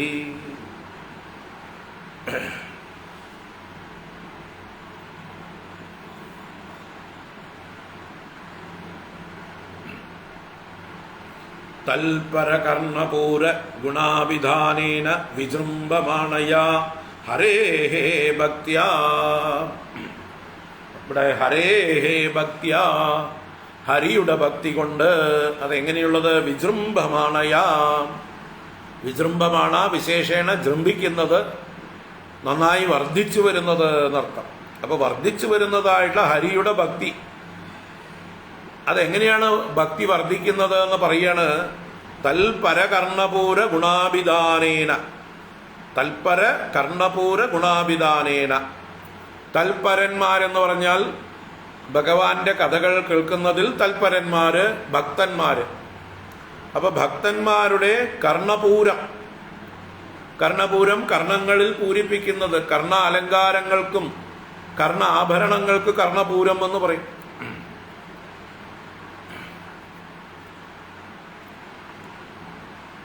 ഇവിടെ എന്താണ് യഥാർത്ഥ കർണപൂരം? ഭഗവാന്റെ കഥകൾ തന്നെയാണ് നമ്മുടെ കർണങ്ങൾക്ക് യഥാർത്ഥ ആഭരണം. അതാണ് നമ്മളെ കൂടുതൽ അലങ്കരിക്കുന്നത്. അതാണ് നമ്മളെ കൂടുതൽ നമ്മുടെ മഹിമയെ വർദ്ധിപ്പിക്കുന്നത്, നമ്മൾക്ക് ആനന്ദം നൽകുന്നത്. അപ്പം കർണപൂരം എന്നാൽ കർണ അലങ്കാരം, കർണ ആഭരണം. ഇത് ഭഗവാന്റെ കഥയാണ് ഇവിടുത്തെ കർണാഭരണം. അപ്പോൾ അതാണ് തൽപര കർണപൂര ഗുണാഭിധാനേന. ഭഗവത് ഭക്തന്മാരുടെ കർണങ്ങളെ നിറയ്ക്കുന്ന ഭഗവാന്റെ ഗുണാഭിധാനം കൊണ്ട്. ഗുണങ്ങളുടെ അഭിധാനം, ഭഗവാന്റെ ഗുണങ്ങളെ പറയുക. ആ അഭിധാനം കൊണ്ട് കീർത്തിക്കുന്നത് കൊണ്ട് വിജൃംഭമാണയാ ഹരേഹേ ഭക്ത്യ. വർദ്ധിച്ചു വരുന്നതായിട്ടുള്ള ഹരിഭക്തി കൊണ്ട് എന്ത് സംഭവിക്കും? സദസതി അനാത്മനി അസംഗഃ. മുമ്പ് പറഞ്ഞ കാര്യം ഉറപ്പിച്ചു പറയണം. സദസതി, സത്തും അസത്തുമായിരിക്കുന്ന, അഥവാ സ്ഥൂല സൂക്ഷ്മം എന്നുള്ള അർത്ഥത്തിലാണ് ഇവിടെ സത്തും അസത്തും. സത്ത് അസത്ത് എന്നുള്ളതായിട്ടുള്ള ശബ്ദങ്ങൾക്ക് അതാത് സന്ദർഭങ്ങൾക്ക് അനുസരിച്ചിട്ടുള്ള അർത്ഥം വ്യാഖ്യാനിക്കണം. ഇവിടെ സ്ഥൂലം സൂക്ഷ്മം എന്നുള്ള അർത്ഥത്തിൽ. അപ്പൊ സ്ഥൂല സൂക്ഷ്മ രൂപത്തിലിരിക്കുന്ന അനാത്മനി, സദസതി അനാത്മനി, സത്തും അസത്തുമായിരിക്കുന്ന അനാത്മാവിൽ. ഇവിടെ സത്ത് എന്ന് പറയുമ്പോൾ നമ്മുടെ സ്ഥൂല ശരീരം നമുക്ക് പ്രത്യക്ഷമാണ്. സൂക്ഷ്മ ശരീരം, മനസ്സ്, ബുദ്ധി, ഇന്ദ്രിയങ്ങൾ, ഇതിൻ്റെയൊക്കെ ശക്തികൾ, ഇതൊക്കെ സൂക്ഷ്മമാണ്. അപ്പം അങ്ങനെയുള്ള സൂക്ഷ്മമായതിലും സ്ഥൂല സൂക്ഷ്മ രൂപത്തിലുള്ള അനാത്മാവിൽ ആത്മവ്യതിരിക്തമായ വസ്തുവിൽ മനോബുദ്ധി അഹങ്കാര ചിത്താനി നാഹം നച ശ്രോത്ര ജിഹ്വേ നച ഘ്രാണനേത്രേ നച വ്യോമ ഭൂമിർ ന തേജോ ന വായു എന്നിങ്ങനെ ആ അനാത്മവസ്തുക്കളിൽ എന്ത്? അസംഗഃ സ്യാത്. അസംഗമുണ്ടാകും. അതേപോലെ നിർഗുണേ ബ്രഹ്മണി രതി അഞ്ജസാ സ്യാത്. നിർഗുണമായ ബ്രഹ്മത്തിൽ രതി അഞ്ജസ പ്രയാസം കൂടാതെ എളുപ്പത്തിൽ സ്യാത് ഉണ്ടാകും, ഭവിക്കും. അപ്പോൾ ഒരു കാര്യം പറഞ്ഞിട്ട് അതിനുള്ള വഴിയും പറഞ്ഞു കൊടുത്തതാണ് ഇപ്പൊ കണ്ടത്. ആദ്യം പറഞ്ഞു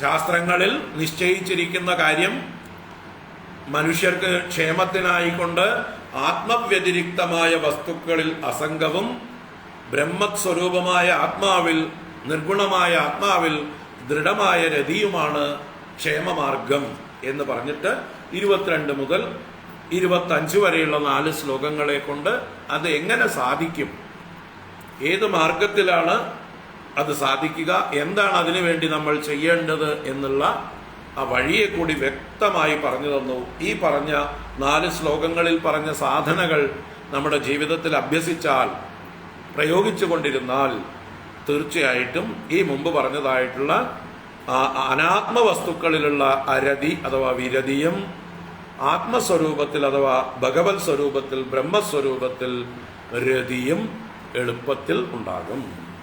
അപ്പോൾ വെറുതെ ആകാശത്ത് നോക്കിയിരുന്നാൽ പൊട്ടി വീഴുമൊന്നുമില്ല. പൊട്ടി വീഴുന്ന സാധനമല്ല ഇത്. കാരണം നമ്മൾ അനാദി ജന്മങ്ങളായി വിപരീതമായിട്ട് സഞ്ചരിച്ചിരിക്കുകയാണ്, വിപരീത ദിശയിൽ സഞ്ചരിച്ചിരിക്കുകയാണ്. ഒരുപാട് ദൂരം നമ്മൾ അകലേക്ക് പോയിരിക്കുകയാണ്, ഈ സത്യത്തിൽ നിന്ന് അകന്നു വന്നിരിക്കുന്നു. വേണ്ടാത്തതൊക്കെ ആചരിച്ച് ആ ശീലം നമ്മളിൽ വർദ്ധിച്ചു വന്നിരിക്കുന്നു. അത്രയും അഴുക്ക് പിടിച്ചിരിക്കുന്നു, അത്രയും മൂടൽ ഉണ്ടായിരിക്കണു നമ്മുടെ ഉള്ളിൽ. അപ്പൊ ഈ അഴുക്ക് നീക്കണം. അഴുക്ക് നീക്കി നമ്മുടെ ഉള്ള് ശുദ്ധമാകണം, നിർമ്മലമാകണം. അപ്പൊ മാത്രമേ ഈ ആത്മസ്വരൂപത്തിലുള്ള രതി നമുക്ക് ഉറച്ചു കിട്ടുള്ളൂ. ഇത് ഉറച്ചു കിട്ടണമെങ്കിൽ ശുദ്ധമാകണം ഹൃദയം, അന്ധക്കരണം ശുദ്ധമാകണം. അപ്പൊ അതിനുള്ള സാധനങ്ങളാണ് ഇതെല്ലാം പറഞ്ഞത്. അല്ലാതെ ആത്മാവിനെ പിടിച്ചോണ്ട് വരാനുള്ള അഭ്യാസമല്ല അതൊന്നും.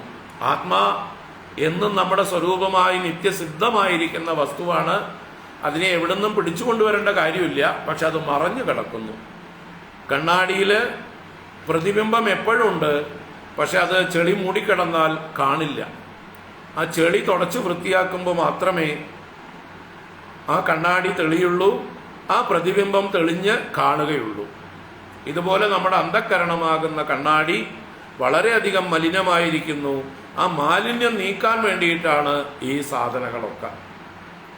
എന്തൊക്കെ ദോഷങ്ങളുണ്ടോ ആ ദോഷങ്ങളൊക്കെ നീക്കിയാൽ മാത്രമേ ഈ അനന്തമായ ഈ ബ്രഹ്മസ്വരൂപത്തെ നമുക്ക് സാക്ഷാതായി അനുഭവിക്കുവാൻ, അതാണ് എൻ്റെ സ്വരൂപം എന്നുള്ളതായിട്ടുള്ള ബോധം ഉറയ്ക്കുവാൻ സാധിക്കുകയുള്ളൂ. അപ്പൊ അതിനു വേണ്ടിയിട്ടാണ് ഈ അന്ധക്കരണ ശുദ്ധിക്ക് വേണ്ടിയിട്ടുള്ള സാധനങ്ങളാണ് ഈ പറഞ്ഞത് മുഴുവൻ.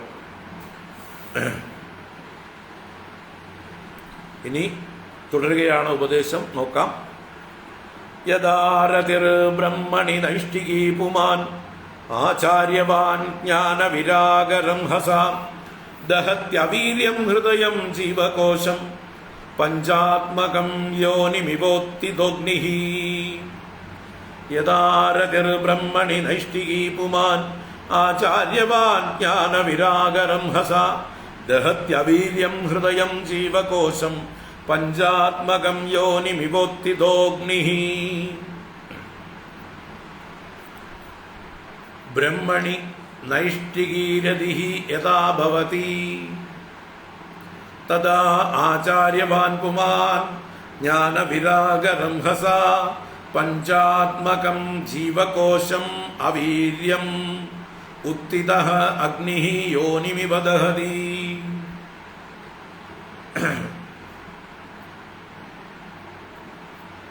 ഈ ഹൃദയത്തില് ജ്ഞാനാഗ്നി പ്രകാശിക്കുന്നു എന്നാണ് പറയുന്നത്. ആ ജ്ഞാനാഗ്നി നമ്മുടെ വാസനകളെ മുഴുവൻ സംരക്ഷിച്ചു നിർത്തുന്ന അന്ധക്കരണത്തെ തന്നെ അത് നശിപ്പിച്ചു കളയും. കാരണം അന്ധക്കരണം അത്യന്ത ശുദ്ധമാകും. അങ്ങനെ ഒന്നുണ്ട് എന്നുള്ളതായിട്ടൊരു ബാനം പോലും ഇല്ലാതെയാവും. ആ രീതിയിൽ ശുദ്ധമാക്കും എന്നാണ് പറയുന്നതിൻ്റെ താല്പര്യം. ബ്രഹ്മണി നൈഷ്ഠികീ രതിഹി യഥാ ഭവതി. മുൻപ് പറഞ്ഞ അഭ്യാസങ്ങളെ കൊണ്ട് ആത്മസ്വരൂപത്തിൽ അഥവാ ബ്രഹ്മസ്വരൂപത്തിൽ നൈഷ്ഠികീ രതിഹി, നിഷ്ഠയോടുകൂടിയ ഉറച്ചതായിട്ടുള്ള രതി, പ്രേമം എപ്പോഴാണോ ഭവിക്കുന്നത്, തഥാ അപ്പോൾ ആചാര്യവാൻ പുമാൻ, അങ്ങനെ ആ ബ്രഹ്മത്തിൽ താല്പര്യം രതി വർദ്ധിച്ചു വരുമ്പോൾ ആചാര്യനെ സമീപിക്കണം. ബ്രഹ്മോപദേശം ചെയ്യാനുള്ളതായിട്ടുള്ള ഗുരുക്കന്മാരെ, ആചാര്യന്മാരെ സമീപിക്കണം.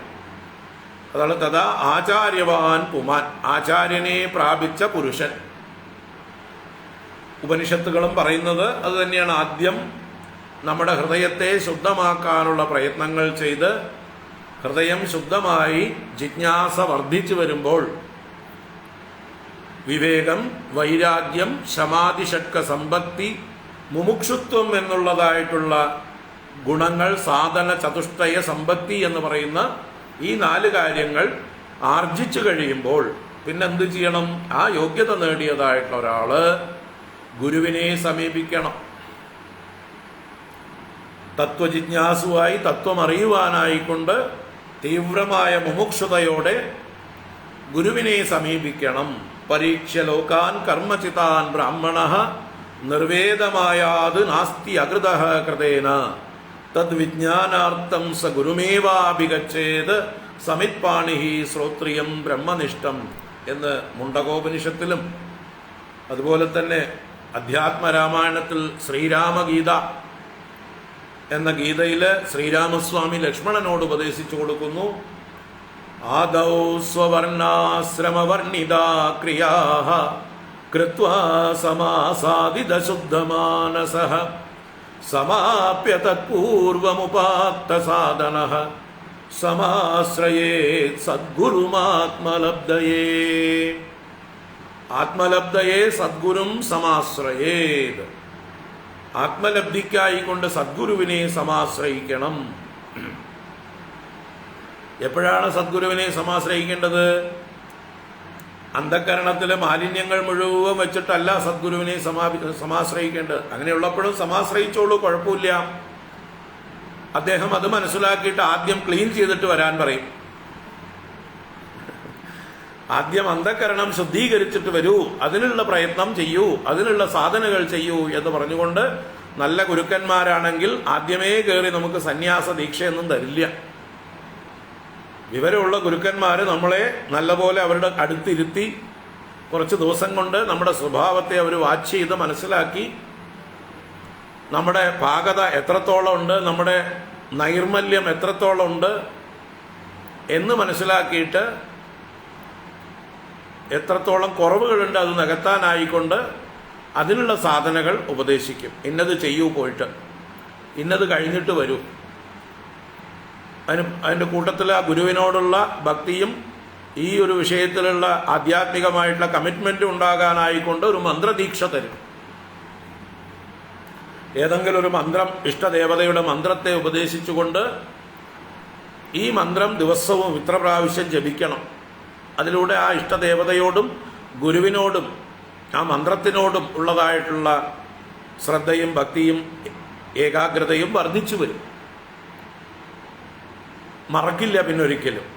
ആ ഒരു കമ്മിറ്റ്മെൻ്റ് ഉണ്ടാവും. അതോടൊപ്പം നിന്റെ ഗൃഹസ്ഥാശ്രമ ധർമ്മങ്ങളെ നീ നിർവഹിച്ചിട്ട് വരൂ, നീ ഏറ്റെടുത്തിരിക്കുന്ന ചുമതലകളെ പൂർത്തീകരിച്ചിട്ട് വരൂ എന്നൊക്കെ പറഞ്ഞ് തിരിച്ചയക്കും. അല്ലാതെ പോയ ഉടനെ സന്യാസമൊന്നും തരില്ല എല്ലാവർക്കും. അങ്ങനെ കൊടുക്കുന്ന ആചാര്യന്മാരുണ്ട്. എങ്ങനെയെങ്കിലും പെട്ടെന്ന് രക്ഷപ്പെടാൻ പറ്റുമോ നോക്കട്ടെ എന്ന് വിചാരിച്ചുകൊണ്ട്. പക്ഷേ ശരിക്ക് പാകത വന്ന ആളുകൾക്ക് സന്യാസം കൊടുക്കാവൂ. അപ്പോൾ എന്താ അവിടെ? സ്വധർമ്മങ്ങളെ അനുഷ്ഠിച്ച് ആദൗ സ്വവർണാശ്രമ വർണ്ണിതാഹ ക്രിയാഹ കൃത്വ, അവനവന്റെ വർണ്ണാശ്രമങ്ങളിൽ പറഞ്ഞിരിക്കുന്ന ക്രിയകളെ കൃത്വ ചെയ്തിട്ട് സമാസാദിത ശുദ്ധമാനസഃ, ശുദ്ധ മനസ്സിനെ ആസാദിച്ചിട്ട് സമ്പാദിച്ചിട്ട് നന്നായി അപ്പൊ മനസ്സിനെ ശുദ്ധമാക്കിയിട്ട് ചിത്തമാലിന്യങ്ങളെ, രാഗദ്വേഷങ്ങളെ, വാസനകളെയൊക്കെ ക്ഷയിപ്പിച്ചിട്ട് സമാപ്യതത് പൂർവമുപാത്ത സാധന, ആ ഗൃഹസ്ഥാശ്രമ ധർമ്മങ്ങളെ, വർണ്ണാശ്രമ ധർമ്മങ്ങളെയൊക്കെ സമാപിപ്പിച്ചിട്ട് മുമ്പേ പറഞ്ഞ സാധനകളോട് കൂടിയവനായിട്ട് വിവേക, വൈരാഗ്യ, സമാധി, ഷഡ്ക സമ്പത്തി, മുമുക്ഷുത്വം മുതലായ സാധനകളോട് കൂടിയവനായിട്ട് സമാശ്രയേ സദ്ഗുരും ആത്മലബ്ധയെ, ആത്മലബ്ധിക്കായിക്കൊണ്ട് സദ്ഗുരുവിനെ സമാശ്രയിക്കണം. ഭഗവാൻ ഗീതയിലും പറയും 4-ാം അധ്യായത്തില് തദ്വിദ്ധി പ്രണിപാതേന പരിപ്രശ്നേന സേവയാ ഉപദേക്ഷ്യന്തി തേ ജ്ഞാനം ജ്ഞാനിനസ്തത്വദർശിനഃ. തദ്വിദ്ധി, ആ സത്യത്തെ അറിയണം. പ്രണിപാതേന പരിപ്രശ്നേന സേവയ, ഗുരുവിനെ സമീപിച്ച് പ്രണിപാതം ചെയ്ത് നമസ്കരിച്ച് സറണ്ടർ ചെയ്ത്, പരിപ്രശ്നം നല്ലതുപോലെ ചോദ്യം ചെയ്ത് ഗുരുവിനെ സേവിച്ചുകൊണ്ട് അന്ധക്കരണ ശുദ്ധി വരുത്തി ആ ഗുരുവിൽ നിന്ന് ഉപദേശം സ്വീകരിക്കണം. തദ്വിദ്ധി പ്രണിപാതേന പരിപ്രശ്നേന സേവയ ഉപദേക്ഷ്യന്തി തേ ജ്ഞാനം, ആ ഗുരുക്കന്മാർ നിനക്ക് ജ്ഞാനം ഉപദേശിക്കും. ജ്ഞാനിനഃ തത്വദർശിനഃ, അവർ ജ്ഞാനികളാണ്, അവർ സത്യം അറിയുന്നവരാണ്, അവർ കാണുന്ന സത്യം നിനക്കും കാണിച്ചു തരും. അവരുടെ ഉയരത്തിലെത്തിയാൽ മാത്രമേ നിനക്കും ആ ഉയരത്തിൽ നിന്ന് കാണാനുള്ള കാഴ്ചകൾ കാണാൻ പറ്റുള്ളൂ. അതുകൊണ്ട് ആദ്യം അവർ നിന്നെ ഉയർത്തും, അവരുടെ ഉയരത്തിലേക്ക് ഉയർത്തിയിട്ട് പിന്നെ കാഴ്ചകൾ കാണിച്ചു തരും. എന്താണോ കാണേണ്ടത് ആ പരമമായ സത്യത്തെ ദർശിക്കുവാനുള്ള യോഗ്യത അപ്പോഴേ ഉണ്ടാവുള്ളൂ. അപ്പം ഇങ്ങനെ എല്ലാ ശാസ്ത്രങ്ങളും സ്വധർമാനുഷ്ഠാനത്തിൻ്റെ, അതിലൂടെ അന്ധകരണശുദ്ധി നേടേണ്ടതിൻ്റെ ആവശ്യകതയെ ഊന്നി പറഞ്ഞിട്ടുണ്ട്. അതുകൊണ്ട് എല്ലാവരും അത് തിരിച്ചറിയുക, ബോധ്യം വരിക. എളുപ്പ വഴികളില്ല. ജന്മനാ തന്നെ നല്ല വിരക്തിയുള്ള, വേറെ വാസനകളൊന്നും ഇല്ലാത്തതായിട്ടുള്ള ആളുകൾക്കുള്ളതാണ് ബ്രഹ്മചര്യത്തിൽ നിന്നുള്ള സന്യാസം. അതല്ലാത്തവരൊക്കെ ബ്രഹ്മചര്യത്തിൽ നിന്ന് ഗാർഹസ്ഥ്യം, വാനപ്രസ്ഥം, സന്യാസം, ഇങ്ങനെയുള്ള ക്രമമാണ് നമ്മുടെ ശാസ്ത്രം ഉപദേശിച്ചിരിക്കുന്നത്. അപ്പൊ ഇവിടെ യഥാ രതിർ ബ്രഹ്മണി നൈഷ്ഠികീ, ബ്രഹ്മത്തിൽ നിഷ്ഠയോടുകൂടിയ ഉറച്ചതായിട്ടുള്ള രതി, താല്പര്യമുണ്ടാകുമ്പോൾ, പ്രേമമുണ്ടാകുമ്പോൾ, തഥാ ആചാര്യവാൻ പുമാൻ, അപ്പോൾ ആചാര്യനെ പ്രാപിച്ച് ഈ പുരുഷൻ ജ്ഞാനവിരാഗ രംഹസ, ജ്ഞാനത്തിൻ്റെയും വൈരാഗ്യത്തിൻ്റെയും രംഹസ് ശക്തി, എത്രത്തോളം ജ്ഞാനത്തിന് ശക്തിയുണ്ടോ എത്രത്തോളം വൈരാഗ്യത്തിന് ശക്തിയുണ്ടോ. മന്ദമായിട്ടുള്ള വൈരാഗ്യമാണ്, മന്ദമായിട്ടുള്ള അറിവേ ഉള്ളൂ എങ്കിൽ ശക്തി കുറയുമല്ലോ. ഇവിടെ ശക്തി കൂടണം. ശക്തി കൂടണമെങ്കിൽ തീവ്രമായിരിക്കണം. അതാണ് അതിൻ്റെ രംഹസ്, വേഗം, ശക്തി. ജ്ഞാനവിരാഗ രംഹസ, ജ്ഞാനവൈരാഗ്യങ്ങളുടെ ശക്തി കൊണ്ട് പഞ്ചാത്മകം ജീവകോശം അവീര്യം ദഹതി. പഞ്ചാത്മകം ജീവകോശം, ഇവിടെ പഞ്ചാത്മകം എന്ന് പറഞ്ഞാൽ പഞ്ചഭൂതാത്മകം എന്നുള്ള അർത്ഥത്തിലും എടുക്കാം, പഞ്ചക്ലേശങ്ങളോട് കൂടിയത് എന്നും എടുക്കാം. പഞ്ചക്ലേശങ്ങൾ എന്ന് പറഞ്ഞാൽ അവിദ്യ, അസ്മിത, രാഗം, ദ്വേഷം, അഭിനിവേശം. നമുക്ക് ക്ലേശങ്ങൾ നൽകുന്നത് ഈ വാസനകളാണ്. ഒന്ന് അവിദ്യ, ആദ്യത്തെ മൂലമായിട്ടുള്ള പ്രശ്നം തത്വം അറിയായികയാണ്. ഞാൻ ആരെന്നുള്ള അറിവില്ലായ്മയാണ് അവിദ്യ. ആ അവിദ്യയിൽ നിന്നുണ്ടാകുന്നതാണ് അസ്മിത. അസ്മിത എന്ന് പറഞ്ഞാൽ മറ്റേ ശരീരത്തിൽ ഞാൻ എന്ന ബോധം. അഹം അസ്മി, എന്തസ്മി, ദേഹോസ്മി, ഞാൻ ദേഹമാണെന്നുള്ളതായിട്ടുള്ള അസ്മിത വർദ്ധിച്ചു വരുന്നു. ആ അസ്മിതയിൽ നിന്നാണ് എന്തുണ്ടാവുന്നത്? രാഗദ്വേഷങ്ങൾ ഉണ്ടാകുന്നത്. ഈ ശരീരത്തിന് സുഖം നൽകുന്നതെല്ലാം എനിക്ക് പ്രിയങ്കരമായത്, രാഗമുള്ളത്. ഇതിന് ദുഃഖം തരുന്നതിനോടെല്ലാം എനിക്ക് അകൽച്ച, എനിക്ക് ദ്വേഷം. അപ്പോൾ അവിദ്യ, അസ്മിത, രാഗം, ദ്വേഷം, അഭിനിവേശം. അഞ്ചാമത്തെ ക്ലേശമാണ് അഭിനിവേശം. അഭിനിവേശം എന്ന് പറഞ്ഞാൽ ആസക്തി തന്നെയാണ്. രണ്ടു തരവും അഭിനിവേശമാവാം. ദേശത്തിലുള്ള അഭിനിവേശമാവാം, രാഗത്തിലുള്ള അഭിനിവേശമാവാം. ശത്രുക്കളെ എങ്ങനെയെങ്കിലും നശിപ്പിക്കണം എന്ന് കച്ചകെട്ടി അതിനുവേണ്ടി ഊണും ഉറക്കവും ഉപേക്ഷിച്ച് പ്രയത്നിക്കുന്ന ആൾക്കാരുണ്ട്. അവർക്ക് അഭിനിവേശം ദേശത്തിലാണ്. ആഗ്രഹിച്ച കാര്യത്തെ സാധിക്കാൻ വേണ്ടി പെടാപാടുപെടുന്നവർ അതിലുള്ള അഭിനിവേശം കൊണ്ടാണ്. അതിനുവേണ്ടി ജീവൻ പോയാലും കുഴപ്പമില്ല എന്നുള്ള മട്ടിൽ പലതും ചെയ്യും. നിസ്സാര കാര്യങ്ങൾക്ക് വേണ്ടി ജീവനെ പോലും ത്യജിക്കാൻ തയ്യാറാവും. അതാണ് അഭിനിവേശം. അപ്പൊ അഭിനിവേശം അത് അഞ്ചാമത്തെ ക്ലേശം. ഇങ്ങനെ 5 ക്ലേശങ്ങൾ കൊണ്ടുള്ളതാണ് എന്ത്? നമ്മുടെ അന്ധക്കരണം. ആ അന്ധക്കരണം ജീവകോശം. ജീവകോശം എന്ന് പറഞ്ഞാൽ ഈ ജീവത്വത്തെ സംരക്ഷിച്ച് നിർത്തുന്നത് എന്നാണ് അർത്ഥം. കോശം എന്ന് പറഞ്ഞാൽ ഉറ, ആച്ഛാദനം ചെയ്യുന്നത്. വാളിന്റെ ഉറയ്ക്ക് പേരാണ് കോശം. വാളിനെ സൂക്ഷിച്ചു വെക്കുന്നതാണല്ലോ കോശം. അതുപോലെ ധനം സൂക്ഷിക്കുന്നത് വിത്തകോശം. പേഴ്സിന് നമുക്ക് കോശം എന്ന് വിളിക്കാം. സഞ്ചിയെ കോശമെന്ന് വിളിക്കാം. പത്തായത്തെ കോശമെന്ന് വിളിക്കാം. ധാന്യങ്ങൾ സംരക്ഷിച്ചു വെക്കുന്നത് കൊണ്ട് അത് ധാന്യകോശം.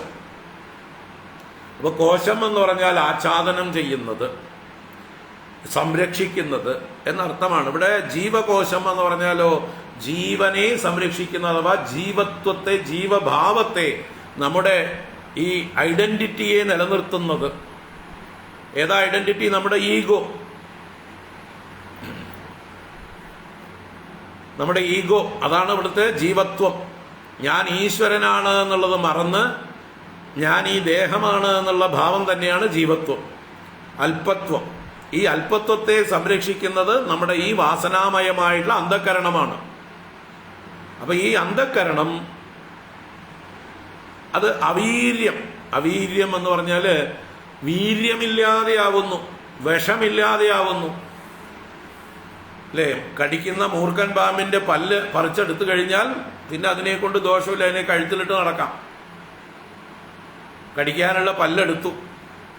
അതുപോലെ വിഷപ്പല്ലെടുത്തു കഴിഞ്ഞ പാമ്പിനെ പോലെ ആവുന്നു ഇവിടെ ഈ ഗുണങ്ങൾ ഉണ്ടായി കഴിഞ്ഞ ഒരാളുടെ അന്ധക്കരണം ഉണ്ടോ എന്ന് ചോദിച്ചാൽ നിഴല് പോലെ ഉണ്ട്. ഉപദ്രവമൊന്നുമില്ല. അതുകൊണ്ട് പേരിന് അന്ധക്കരണം. കാരണം അന്ധക്കരണം എന്നുള്ളത് ഈശ്വര സൃഷ്ടിയാണ്. അതിനെ പൂർണ്ണമായിട്ട് നശിപ്പിക്കാനാവില്ല. ഈശ്വര സൃഷ്ടിയാണ് മനസ്സ്, ബുദ്ധി, അഹങ്കാരം, ചിത്തം.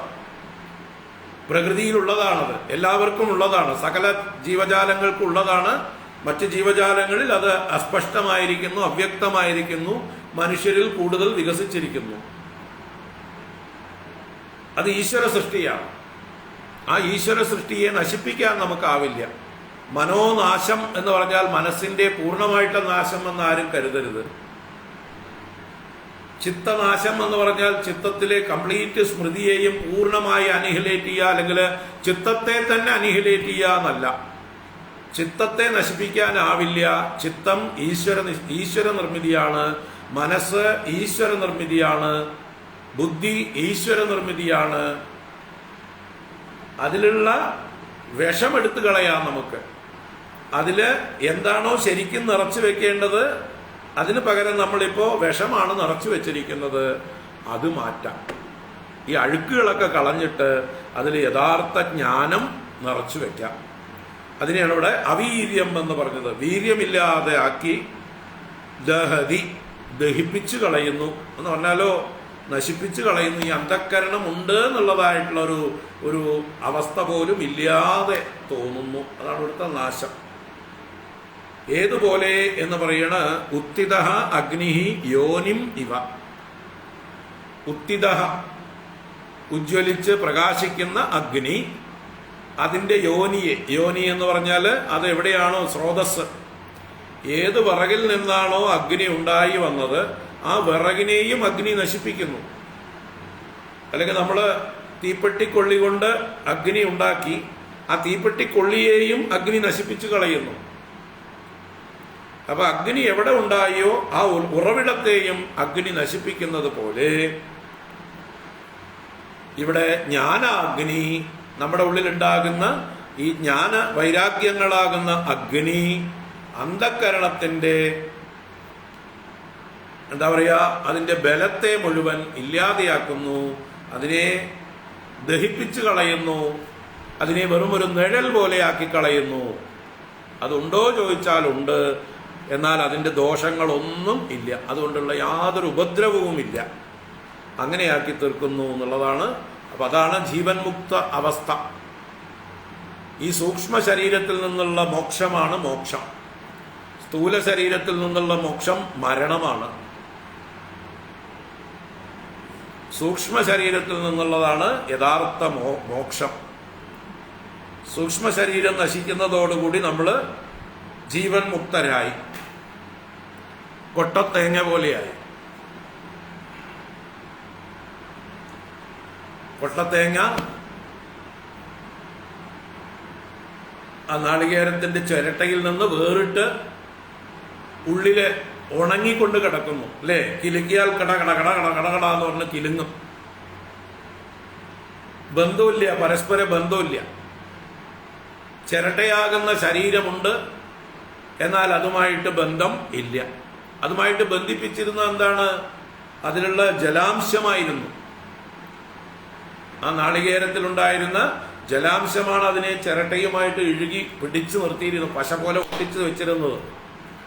ആ ജലാംശം പോയതോടു കൂടിയിട്ട് രണ്ടും രണ്ടായി തിരിഞ്ഞു എന്നതുപോലെ ഇവിടെ അന്ധക്കരണത്തിൽ അഥവാ നമ്മുടെ സൂക്ഷ്മ ശരീരത്തിലുള്ള വാസനകളാകുന്ന പശയാണ് നമ്മളെ ഈ സ്ഥൂല ശരീരവുമായിട്ട് ഒട്ടിച്ചു നിർത്തിയിരിക്കുന്നത്. ഈ പശ പോകുന്നതോടുകൂടി, ഈ വാസനകൾ അജ്ഞാനം മുഴുവൻ നശിക്കുന്നതോടുകൂടിയിട്ട് സ്ഥൂല ശരീരമുണ്ട്, നശിച്ചിട്ടില്ല, സൂക്ഷ്മ ശരീരം നശിച്ചു. എന്നാൽ ഞാൻ അതിൽ നിന്ന് വേറിട്ടു. ഈ സ്ഥൂല ശരീരവുമായിട്ട് താതാത്മ്യമില്ലാതെ ഞാൻ സ്വതന്ത്രനാവുകയാണ്. ഇതാണ് ജീവൻ മുക്തി എന്ന് പറയുന്ന അവസ്ഥ. കൊട്ടത്തേങ്ങ പോലെ ഇരിക്കുന്നു, ശരീരത്തിൽ ഇരിക്കുന്നു, എന്നാൽ ശരീരത്തിനുമായിട്ട് താതാത്മ്യമില്ല. ശരീരത്തിന്റെ ധർമ്മങ്ങളൊന്നും തന്റെ ധർമ്മങ്ങളാണെന്നുള്ള അഭിമാനമില്ല. അതുകൊണ്ടുള്ളതായിട്ടുള്ള ക്ലേശങ്ങളൊന്നും ഇല്ല. വളരെ മനോഹരമായിട്ടുള്ള ഒരു അവതരണമാണ്. എങ്ങനെയാണ് നമുക്ക് ജീവൻ മുക്തി സാധ്യമാവുക? സൂക്ഷ്മ ശരീരത്തിൽ നിന്നുള്ള മുക്തിയാണ് ജീവൻ മുക്തി. അന്ധക്കരണത്തിന്റെ ആ ഒരു എന്താ പറയുക, ശമനാവസ്ഥയാണ്, ദഹിച്ച അവസ്ഥയാണ് ജീവൻ മുക്തി. അപ്പോൾ ഈ ഹൃദയത്തിൽ പ്രകാശിച്ച ജ്ഞാനാഗ്നി ഹൃദയത്തെ അഥവാ അന്ധക്കരണത്തെ തന്നെ നശിപ്പിച്ചു, സ്രോതസ്സിനെ തന്നെ നശിപ്പിക്കുന്നു എന്നർത്ഥം. യഥാരതിർ ബ്രഹ്മണി നൈഷ്ഠികീ പുമാൻ ആചാര്യവാൻ ജ്ഞാനവിരാഗരംഹസാം ദഹത്യവീര്യം ഹൃദയം ജീവകോശം പഞ്ചാത്മകം യോനിമിവോത്തിദോഗ്നി ദഗ്ധാശയോ മുക്ത സമസ്ത തദ്ഗുണോ നൈവാത്മനോ ബഹിരന്തർവിചഷ്ടേ പരാത്മനോർയദ്വ്യവധാനം പുരസ്താദ് സ്വപ്നേ യദാ പുരുഷസ്തദ്വിനാശേ.